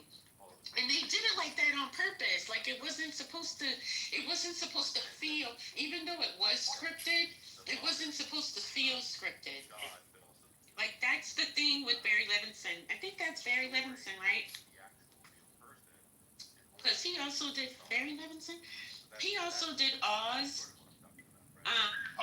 The same person, yeah. I liked Oz a lot. Yeah, I got the wrong thing. It's David Simon. He did Oz, and he had that TV show Homicide: Life on the Streets, which was all about the Baltimore police. Like that's the thing with him. That was like a weird The Wire spin-off, right? No, The Wire was first. I mean, Homicide was first. Oh, that's not what I'm thinking of. They did something after The Wire, like where they were police, and it was like almost all the same people. I'll have to look it up. I don't know. But no, Homicide was first. That was a TV show from the 90s, early 2000s, and it's called Homicide: Life on the Streets. And the David Simon guy, he either was a police officer or something like that. He wasn't off. He was a reporter. He worked for the Baltimore Sun. Oh, okay. Yeah. And he did the police beat or the crime beat or whatever. I think, yeah. But yeah, it was supposed to feel, because even on the TV show Homicide, like the way it was shot, it had like all that sepia toning and stuff to give it this kind of gritty feel. But So what's the first movie y'all want to try to watch together? Dr. AG, since you do this, what do you think? So like, no, I'm gonna let people pick. I mean, there's a lot of ideas to choose from. what? A black movie. I'm not doing none of them Tyler Perry. I'm not a movie fan. Absolutely not. It gotta be a black movie or any type? Gotta be a black movie. Okay.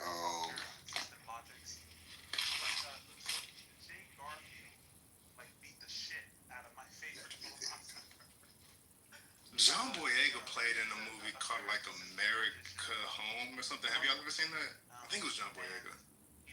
What was it? Which is ironic as fuck. He was playing a character who like recently got released from jail, and it's like, God, the story was crazy as fuck. But it's basically like just this regular guy. He gets out, and he's trying to. It shows all of the difficulties of like somebody that came out of the system, and how shit just doesn't work. You know what I mean? But it's put into this long drawn out picture. It was really dope. But I'm gonna try to find the title and I'll send it to you. One second.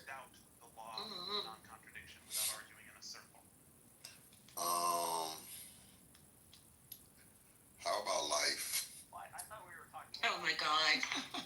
I thought we were gonna do serious film.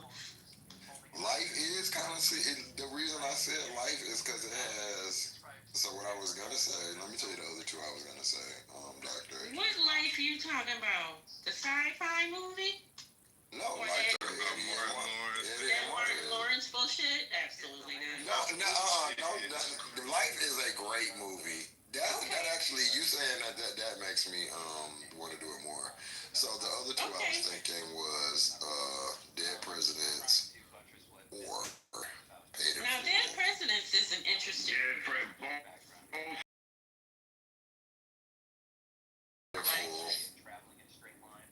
Paid in Full. What about the original? What's wrong, Dr. Wait, hold on. Dr. EG, have you seen Paid in Full? I'm curious. Of course. So what is your feedback? Tell me something. I don't want to. I mean, it's okay. It's not. It just wasn't giving me, high art film aspirations. I mean, we could talk about it though. I would rather do the Takers. I would rather do the Takers. Yes. Yes. Okay, what about Higher Learning, Dr. AG? Yeah, Higher Learning's good. What was the one Patty said? Dear White People. The movie? That's a good one. I don't know about that one. I've never seen the movie. There's y'all seen the TV show? It's a movie. It's a movie, yeah, I don't know. The Last Black Man in San Francisco. The Last Black Man in San Francisco. I do want to see that anyway. I hated that. And I Was it boring? Is that why you hated it? yeah, and it felt too forced. I was just like, oh no. It wasn't boring or forced. Okay, how about if Bill Street could talk? Oh, well, I'll count me in the next one. Yeah, I mean, it's okay because it's a book. I thought the movie was interesting, but again, you can't go wrong with James Baldwin, but I want you to watch Life again. It's Barry Jenkins again with the same cinematography, which didn't really work for this film. It needed to be. He needed 8mm a little bit. I don't know. But I want you to watch Life again, Dr. AG. We should do Life first. why? Because it's a great movie, and if you don't think it's great, I really want to know why you don't think it's great. Okay. If y'all choose it, I'll do it. But I mean, I got a suggestion. A thin line between love and hate. Absolutely not. Great movie. Absolutely not. It needs to be unpacked. Because for the longest time, I thought she was the crazy one, right? But Okay. she wasn't. It doesn't, because you open the suitcase, there's only 2 items in there. That ain't gonna take long. He did her dirty with the lip. I have to talk everywhere. Did y'all see Judas and the Black Messiah?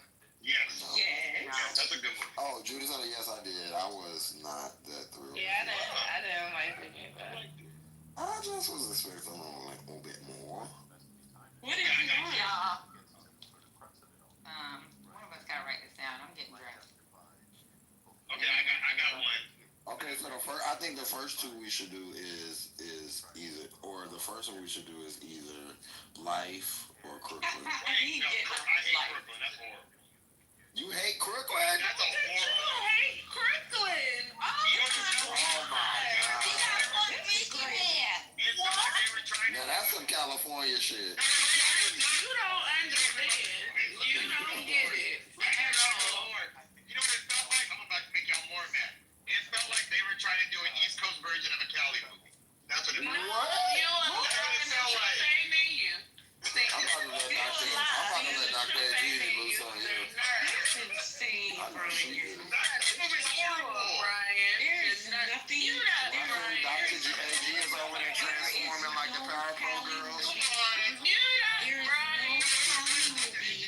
There is no Cali movie even next door to Crooklyn. Menace to Society? Are you serious? Menace to Society is a great movie. It's not next door to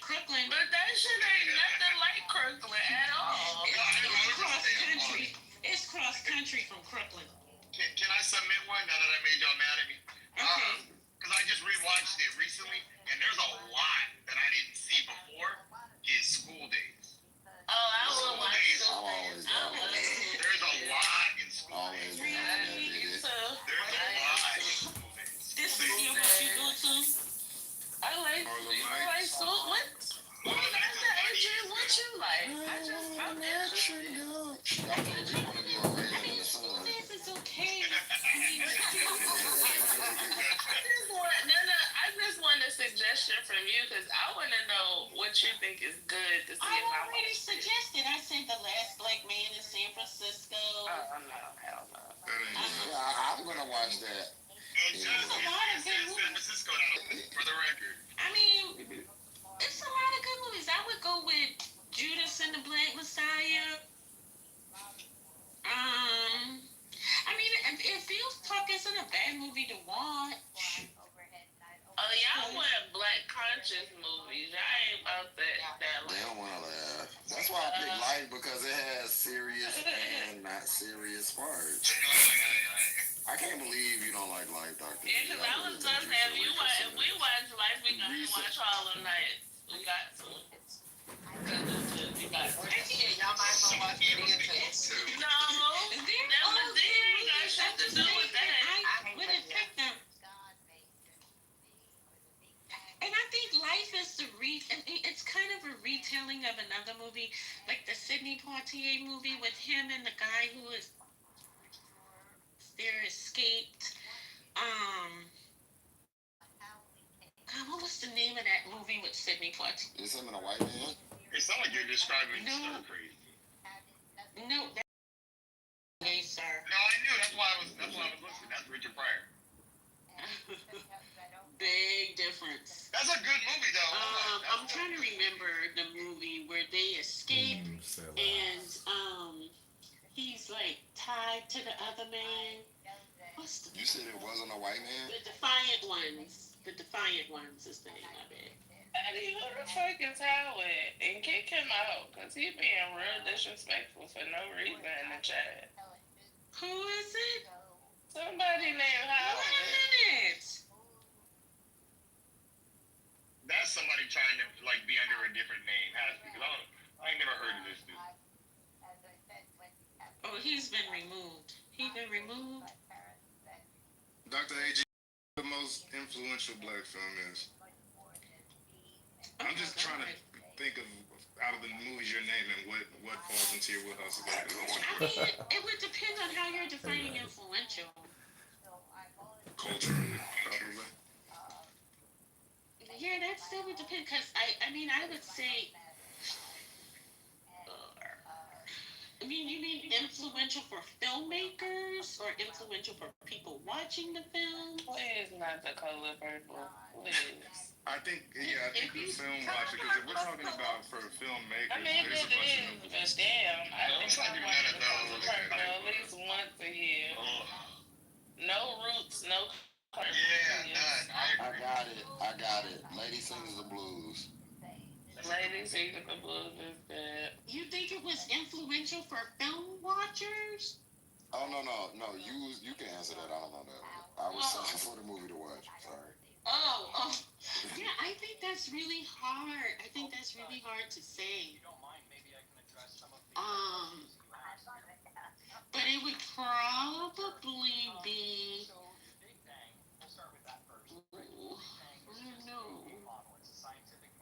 I don't know. That's hard to judge.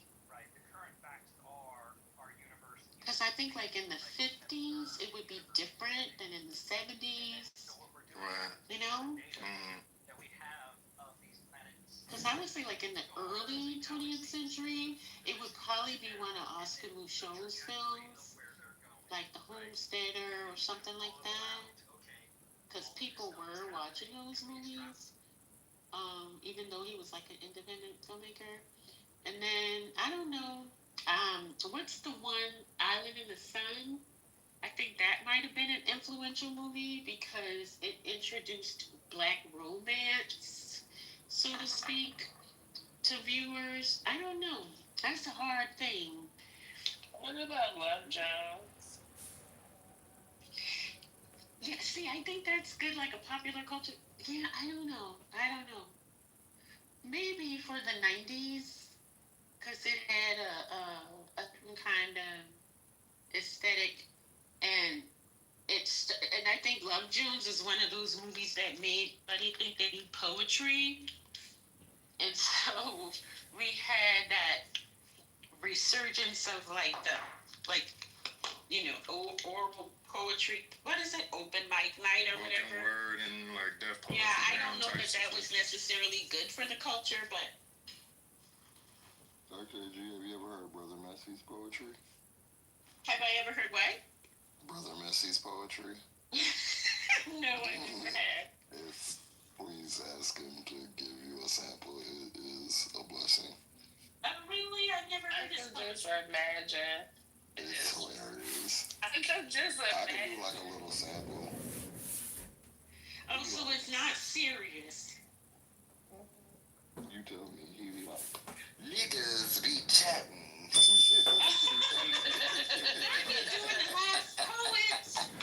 Now he biting off the last poets. Niggas is scared of revolution. You gotta get him to do it. It's so funny, Dr. H. It's even funnier when he do this. And don't know shit. Oh yeah, that's classic. It'd be even funnier when he do the hymns with somebody in the middle of an argument. He start humming and shit. That should be funny as hell.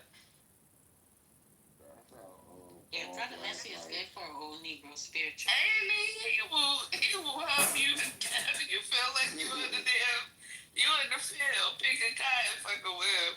You never seen like when they say how like killings happen in slave movies, and they had that man who be like, you never seen that's what he does.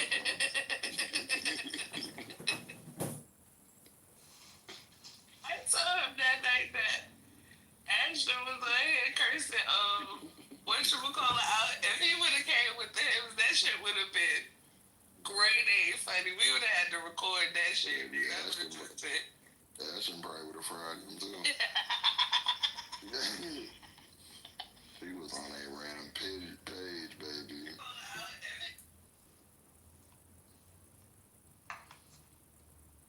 Yeah, but y'all gotta stop letting them racist people come in here.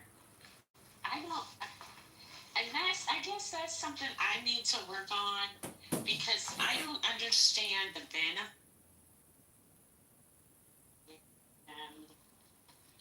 I don't see anything that comes of that. So.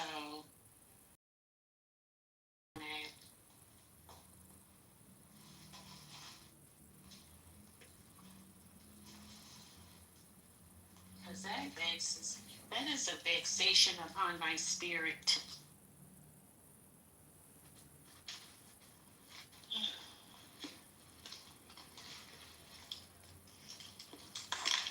Alright, let's see.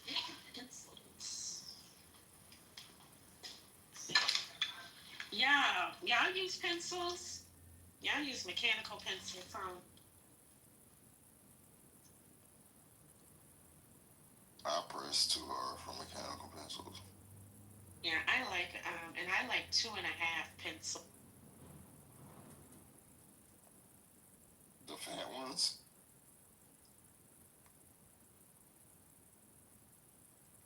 Number 2 pencils are too soft. People can't write with pencils anymore, though. Have you ever seen like a kid try to write with a pencil? No. Like a regular pencil? They don't use cursive, so. Yeah, their penmanship is deplorable. Bima, welcome to In the Muff. You made it back. You're a survivor. I told my students You're all that's left of In the Muff, right? Bima. So one of them said, oh, okay. Well, I just wanted to make sure, because on my, I have iMac, and I see you use Apple products, and so it's Notepad. Is that sufficient for a notebook? Oh, that's hysterical, Dr. That's like, Oh, that is so funny. It is Like that's called JohnForCongress.com. notepad. It's This not a is Black notebook. America for candidate That's not even Congressman what we would have John called a Kitover. notepad. I'm like, and it's your phone that you're using, not a notebook. Oh my God. Where would I get that from? From where you buy books? They sell Let me notebooks. introduce you to Let paper. me introduce you to the world. Yeah, they're You know, funny. when I go out in my neighborhood, I don't even want to let them know I'm a retired educator because I don't want to admit that I had anything to do with people that have to work in the workforce today. Oh yeah, Because that's not my fault. No, exactly. I just don't want to take blame or credit at this point. Oh no, I taste all the credit because I tell them I build success from the ground up, and I have the evidence to show for the students whose lives I have touched. So, and I tell them on the regular, I'm like, look, you can't go out here in the world and be saying, you took a class with me and doing stupid shit. Cause I have a reputation to protect, and you're not gonna have me out here in these streets sideways. So from this point on, here are the standards you have to abide by because you're not gonna play on my name. That was me, especially I'm with you, and I taught the four-year college in my area where I taught high school, and there was no way my name was going to go on someone's report card or a certificate or a credential that was going to have my name on it and say that they hit some standards that they didn't hit. And my students went on to play college, sports and then pro sports, and we got the pressure from the coaches. Go ahead and please just pass this kid. They've got a scholarship on the line. They've got a career on the line. And I was like, I was a technology teacher, and my whole thing was if I couldn't get these kids to send an email, then they didn't deserve to get a pro career because I couldn't manage it. Yeah, I don't deal with the athletes. That's a whole different level. Only very few of them come my way because they know what it's hitting for over here. And they don't want none of this black women's business. So they stay over there, and I'm good with that. But every now and then I do get, I'll get an odd one. Every now and then. And not odd because of that, but odd because I get the one who, they're really interested in the level of work I'm given. Right. Yep. But for the most part, and because how my schedule is, they often aren't available during the times because of how their schedules are and stuff. But for me, it's just basic thinking things and basic ways that you like. I don't appreciate people who can't answer questions. We're gonna learn basic communication. When you talk to someone, you address them by their name and you repeat a portion of their question so you make sure you understand it and then you answer. That's how we gonna operate. We gonna have some basic social learning in addition to facts, concepts, critical thinking, skills, that kind of thing. But no, we're in the business of making better humans, and so thank you. And that's what this has got to be. So. And a good mentor teaches that to a good, beginning educator is that we're there to make a whole person. We're not there to teach a subject or a curriculum. We're there to make a whole person. Yeah. And you can't do that, but without building the blocks. And the blocks are social, emotional, and the rest. Yeah, so it's a way to do it. Facts. At the same time, I'm not your mama. Like I tell them very often, only your parents are obligated to love you. It's not my job. I'm not in the love business. So if you looking for love, my place is the Ross. I'm not doing all that. So, but that doesn't mean there's not nurturing. That doesn't mean there's not care. That doesn't mean any of that. But all that mammy shit, you have to go somewhere else for that. Mm-hmm. I don't get paid enough for that. And them people wasn't being paid, so. Well, we didn't go into education for the money. That's for sure. It's an interesting profession. It is. It's a calling. At least for me. And the people that I know, it was a passion. Oh, Fish Belly, I'm just reading your comments. Okay, all right. Yes. The spook who sat by the door. Amazing. Oh yes, sweet ass that's what is it? Sweet ass revenge or something. That's that Marvin Van Peebles. Okay. Yeah, these are some good movies. Yeah, you need to put those on the movie going list. Mm-hmm. That's good. Mm-hmm. All right, let me go. I gotta. What's going on? Oh, Patty's. Oh, Patty's back. Okay. What are y'all talking about now? Oh, just I was just recounting some of Fish Belly's movies that they put in the chat. The good suggestions. For movies that changed the culture or whatever. And yeah. All right, I gotta turn it off. Oh, I need to leave my phone in here so them losers can't come in here and tear shit up. We done had the cleaning crew. We done had the cleaning crew come in and clean up. We can't let them back in here tear shit up. That's what I'm gonna have to do. Because they play too much. Yup, I'm actually in my phone so they can break the dope. When y'all be sleeping. They filed charges against the guy that killed the 11-year-old.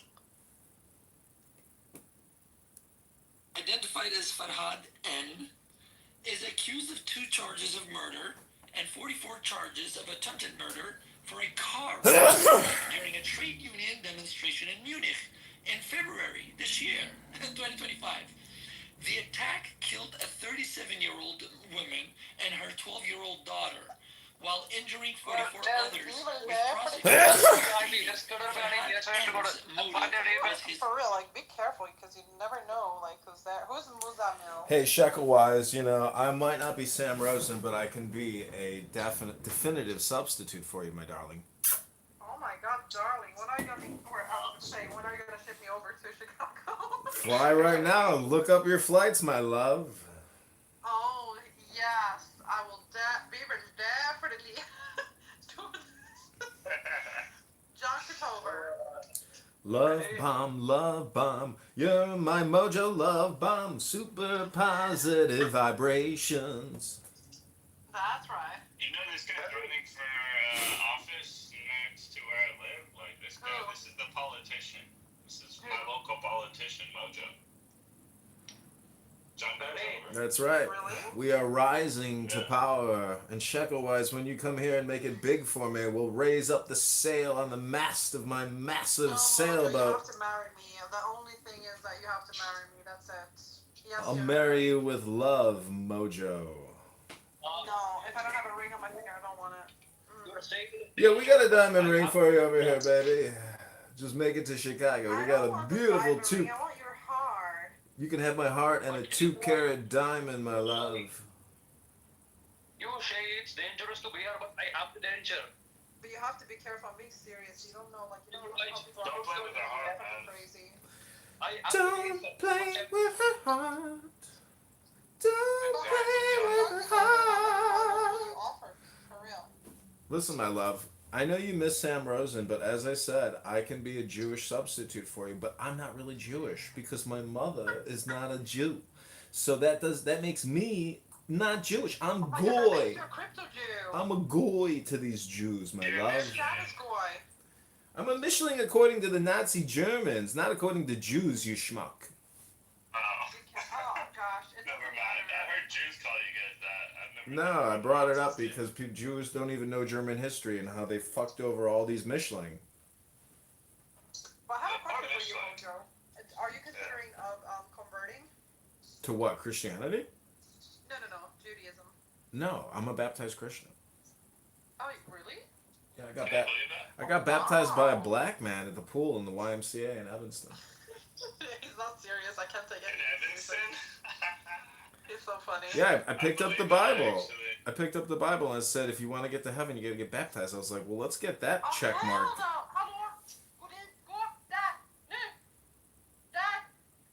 You know what? You know what, Shekel Wise? The marriage engagement is canceled. Just forget about it. Don't worry about it, sweetheart.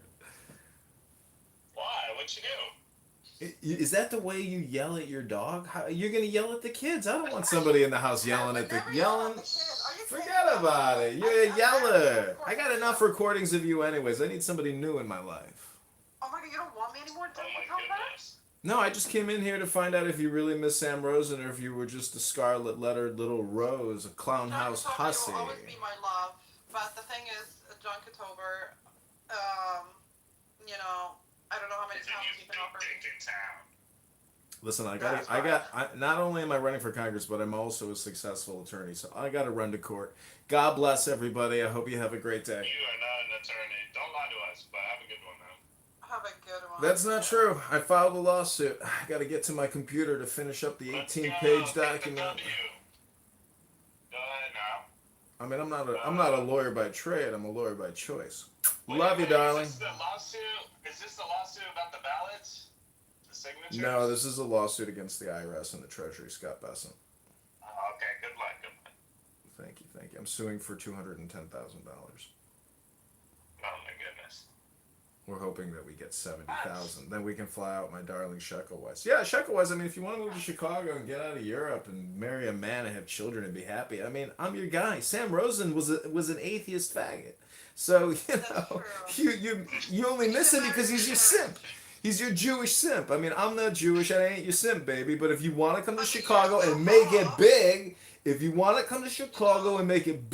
I'm your man. Okay, well, let's do it then. You know, you have to offer me some camels. Well, I can sing you a song called Chicago by Frank Sinatra. How does that sound, darling? Oh my god, that sounds nice. Here we go. That is a nice song. Chicago, Chicago, that title in town, Chicago, Chicago, I will show you around, I love it. Bet your bottom dollar you lose the blues in Chicago, Chicago, the town that Billy Sunday could not shut down. On Great Street, that Great Street. I just want to say, they do things that they never do on Broadway. Say, I saw a man and he danced with his wife. They have the time of their life in Chicago, Chicago, my hometown. Yeah. Performance of a lifetime. Thank you. I bet you don't miss Sam Rosen anymore, that little atheist fucker. I really don't. You actually, you know what? I'm flying to you. She's frying. She's frying right We'll check up flights on Google Flights. Let me know how much it is. We'll bill it to the campaign, darling. So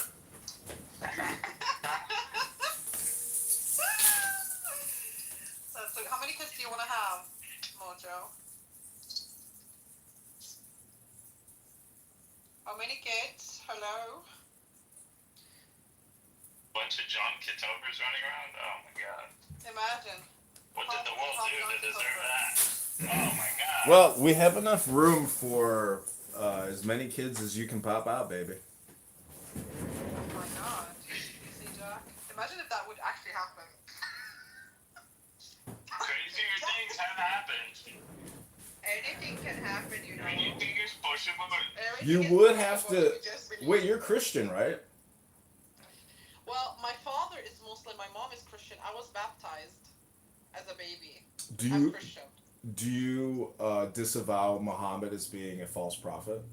I don't believe in Islam. I don't believe that Islam is the right religion. So you think it's But a... I have respect. So how would you I have describe... respect for all religions. Well, your dad is a Muslim, so how would you describe Muhammad? My dad is just Muslim by the name, but he's not an actual Muslim. Like he's not practicing or anything. He's very. I know, but if let's say Sharia law became Uh-huh. became the law of the land? Would you resist or would you submit? Of course. What the fuck? She would help bring it up. Absolutely not. Because She wants Sharia in her home, dude. what I'm trying to say I want my is, husband to do Sharia law. Everyone will have Sharia soon. Shekel-wise, what I'm trying to tell you is I'm in politics, and at the present moment, I've got a mosque backing me of about 3,000 Muslims in the area. So I need you. You don't have to do it. Yeah, you don't have to do it all the time, Shekel-wise, but for political purposes, I need you to put on a burqa and come with me to the local mosque. Stay in here. I'm gonna show you. Give me one. What did they ask from you? They didn't ask for anything, huh? They just said they'll support you, I'm sure. No, they just said say the Shahada and you're in. I was like, really? Okay, cool. Done. Sign here. I need your signature on this petition, sir. But isn't that something they can use against you? Like, oh, he's supported by the Muslims. No, but at my local park, there's all these Muslim women in burqas now. They bring their kids. I'm just like, damn, we got invaded. Yeah. So look now, Mojo. What do you think about this? Let's Is see. this good enough? Let's see. Yeah, that's good. Perfect. Perfect. Then after that, I'll take you to the Ninja Academy. We'll tie that burqa back, form-fitted ninja suit on. I'll give you some throwing stars and a sword, and you can go on your top secret ninja operation, baby. You can get through customs enforcement and make your way to Chicago dressed like a ninja. Go for it. I think Galileo should dress like that because the amount of evil eye that you're gonna be protecting yourself from. No, what it's saying is, see, most people don't understand Islam, and therefore I they. think that's liberating. I think that what she's wearing is a very liberating thing. I wish I could just go out of the house wearing now. No, what it's. You can cover your face? Yeah, that's my dream. I mean, I understand if it was. I understand that people should dress modest, like in every religion. Look, in the UK, I wouldn't cover my face, or in the West, because the face is associated with your identity. But let's say if I was to go to Iraq, or like, like the strict, like, conservative areas, or like even if I was to go to like northern areas of Pakistan, or like my dad's, That's right. or my my family's village, right? I would like definitely like cover my face. Okay, Shekel-wise, I hate to interrupt, but I text you my cell phone number. Text me on the back end. I don't know if you can text U.S. telephone What numbers. is that?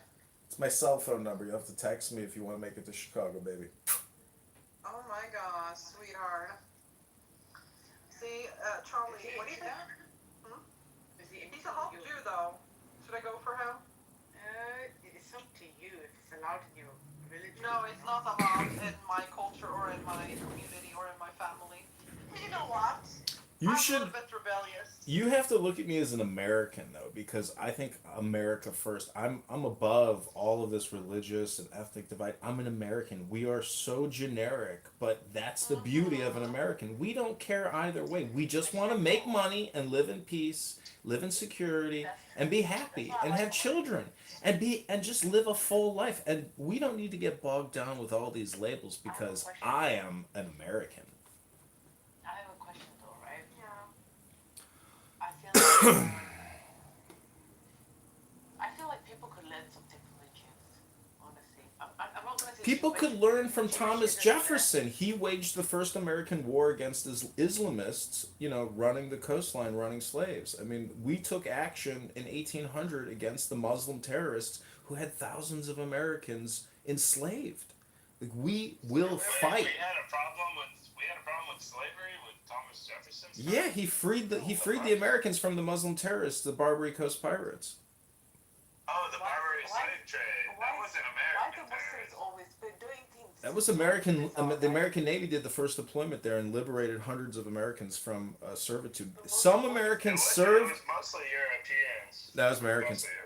Listen, those Americans served on a slave ship for 10 years. Could you imagine serving on a slave ship for 10 years and getting liberated by somebody from Boston? You're like, thanks, bro. Dude, you saved my life, man. Thank you. Mojo, you Jewish motherfucker, listen. Listen, Charlie, don't talk to me like that. I don't care where you're from and how cool your little PTR is. I'm not going to stand for it. And I miss Sam Rose. How cool your PTR is. This is the Salafi God. This is my God. too much on that. So. No, okay, anyways, change your topic. Listen, I studied Salafism in Egypt for 4 years. I got a doctorate in it. Okay, Charlie, take your bullshit, little troll, and fuck off. I love the accent. Well, now you're Jewish fucker. You need to fucking read more into it, innit? But anyways, listen. I'm joking. But don't you guys think, right? I genuinely think, you know, when people talk about Islamic extremism and this, that, oh, he's gone. Oh, anyways, when people think about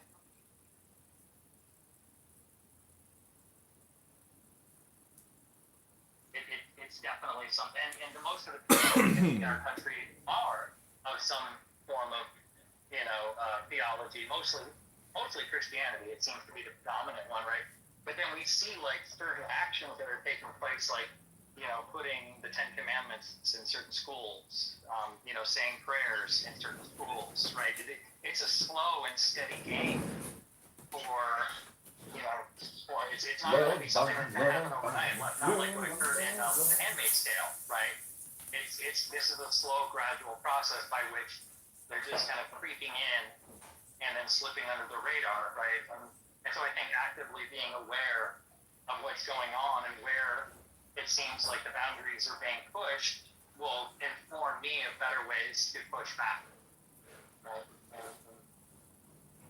that's how we're going to prevent that type of outcome from occurring. But if we just oh, it's never going to happen, and just kind of like ignore it and wave it away, well, that's kind of what they want, right? They want you to think that it's not a big deal. That's how they're going to slip under the radar and infiltrate and change our country into a theocracy. It's a slow and steady race for them. So, yeah.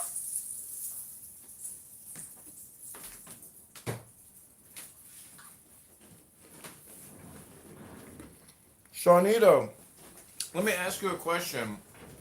And I'm being respectful and sincere. Do you think coming on this app and repeating your positions, I'm not saying you do this, but I'm saying, do you think that there's a better way to communicate your positions? Like, how do you do self and communication analysis to optimize your communication and time here?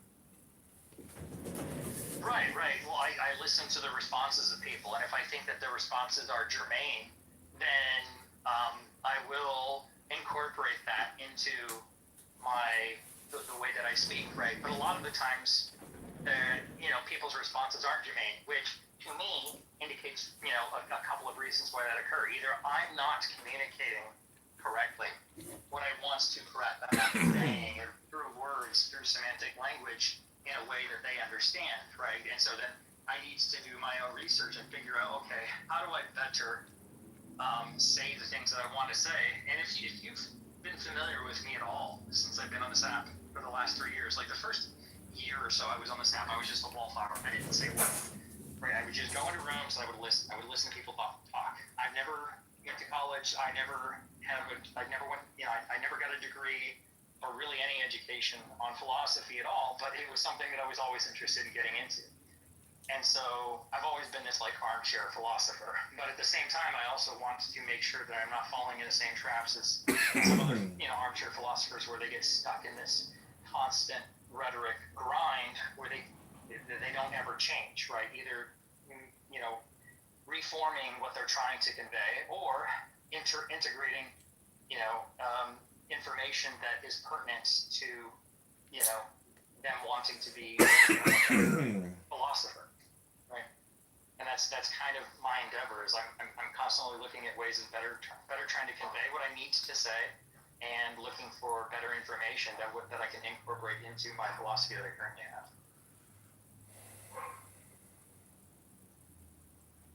Hey, Shanito, are you guys aware that you're being streamed live by this Mojo? He's got a YouTube channel and he's streaming this. Yeah, we know about John. We've known I've known about him for the last 3 years. I have about 20 of his accounts blocked. He's being cordial right now, which is why I'm allowing him to be on the stage. But the moment he shows his trolling, he's going to be gone. So yeah, How many I'm viewers? well aware of it. Paco, how many viewers? I don't know. I haven't even gone into his. I'm tired of blocking him. I'll post the link in the chat. You guys know. Also, Necro is a campaign contributor. Thank you, Necro. Tomorrow, Thomas Massey and Ro Khanna, a Democrat, are submitting a co-petition to Speaker Johnson, and they have multiple Epstein victims on the steps of Congress. So you got your way, Necro. Congratulations. Glad to know. It's just sad that you didn't have promise, but yeah, it was true. I did take $5, So sad. and I kind of regret it. So.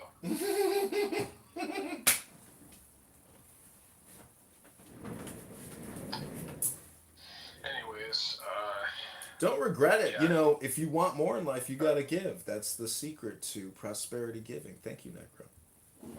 from your mistakes is all I say.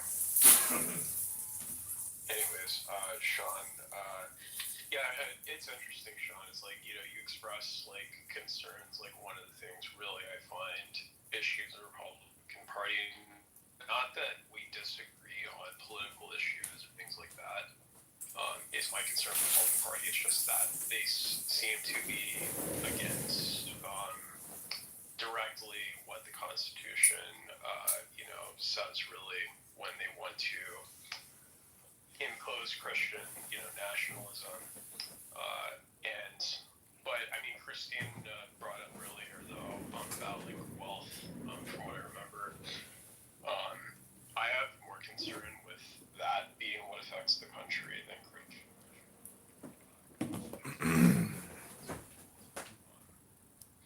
Other people, their circumstances are different, like it's not like yours, and you cannot just criticize them because I'm not criticizing migration, bro. I'm criticizing illegal immigration. And we're criticizing either those people who push and say, no, there should be no difference between legal and illegal immigration. But there is a difference. There is. You need to speak on the government. Why they not? But when you're emotionally attached to an outcome, or you're speaking from a point of emotion, we get nowhere. See, but I'm trying to stay within your framework. You would agree that we agreed that emotions are internal, and we have agreed that, you know, we don't always express them very well, right? We've agreed those things. I didn't agree that most people don't express them very well. I didn't say most. I didn't say that. I didn't say people don't express them very well. Okay, well, all right, well. I just said that you'll never see me externally emoting. Okay, so, but we agree that it's internal, right? Well, it's internal for me, but it's both internal and external for most people. Okay, but we still agree that, you know, we can agree that it's still internal. That's kind of where I want to, you know, start at. Of course, emotions. So if you're able to wrap your head around that concept. If I'm able to wrap my head around that concept, is that what you just said? Yeah, I did, because we know you're having an idea of how this faith, of how emotion works, and you have this concept which I don't disagree with. Well, no, we haven't discussed my concept of how emotion works. It's not just did you just say it was internal? That's one part of a big whole. For this I didn't explain to you that my concept of how emotions work, why they arise. For our conversation, where they're at is just. Yes, we've established that emotions are not from some external energy. Okay, so same way that your emotions are internal, faith is internal. For you, yes, but we've already discussed that. Do you remember? For me. So are you saying that there's individuals out there whose emotions are not internal? I don't know if you're actually listening to me. I said faith is not internal to me. I accept that faith is internal to you. I don't have that in me. So would you say that there's people out there that their emotions are not internal?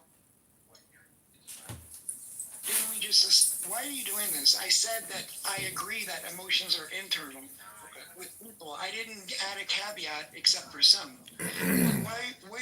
What is your idea of correcting me that you're making up these things? I'm just trying to stay within your framework. But you keep saying things that I didn't say. I'm just trying to be consistent within your framework. You're being consistent in a framework that has nothing to do with what I said. Okay. It's entailed by what you said.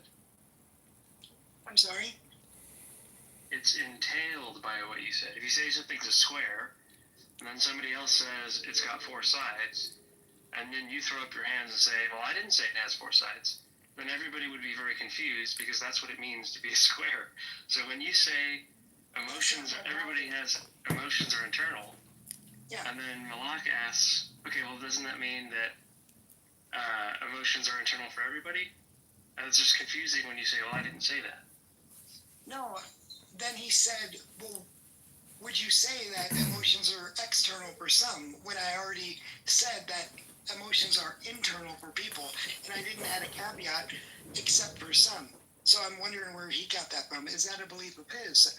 I don't know. It's confusing to me. You know, I don't want to confuse you further, so I'm going to drop it here. Oh, okay. All right. Nice talking to you. I just saw James said this room is live on YouTube. Is somebody streaming this? I'm not. But hey, Wait. Where did you see it live on YouTube?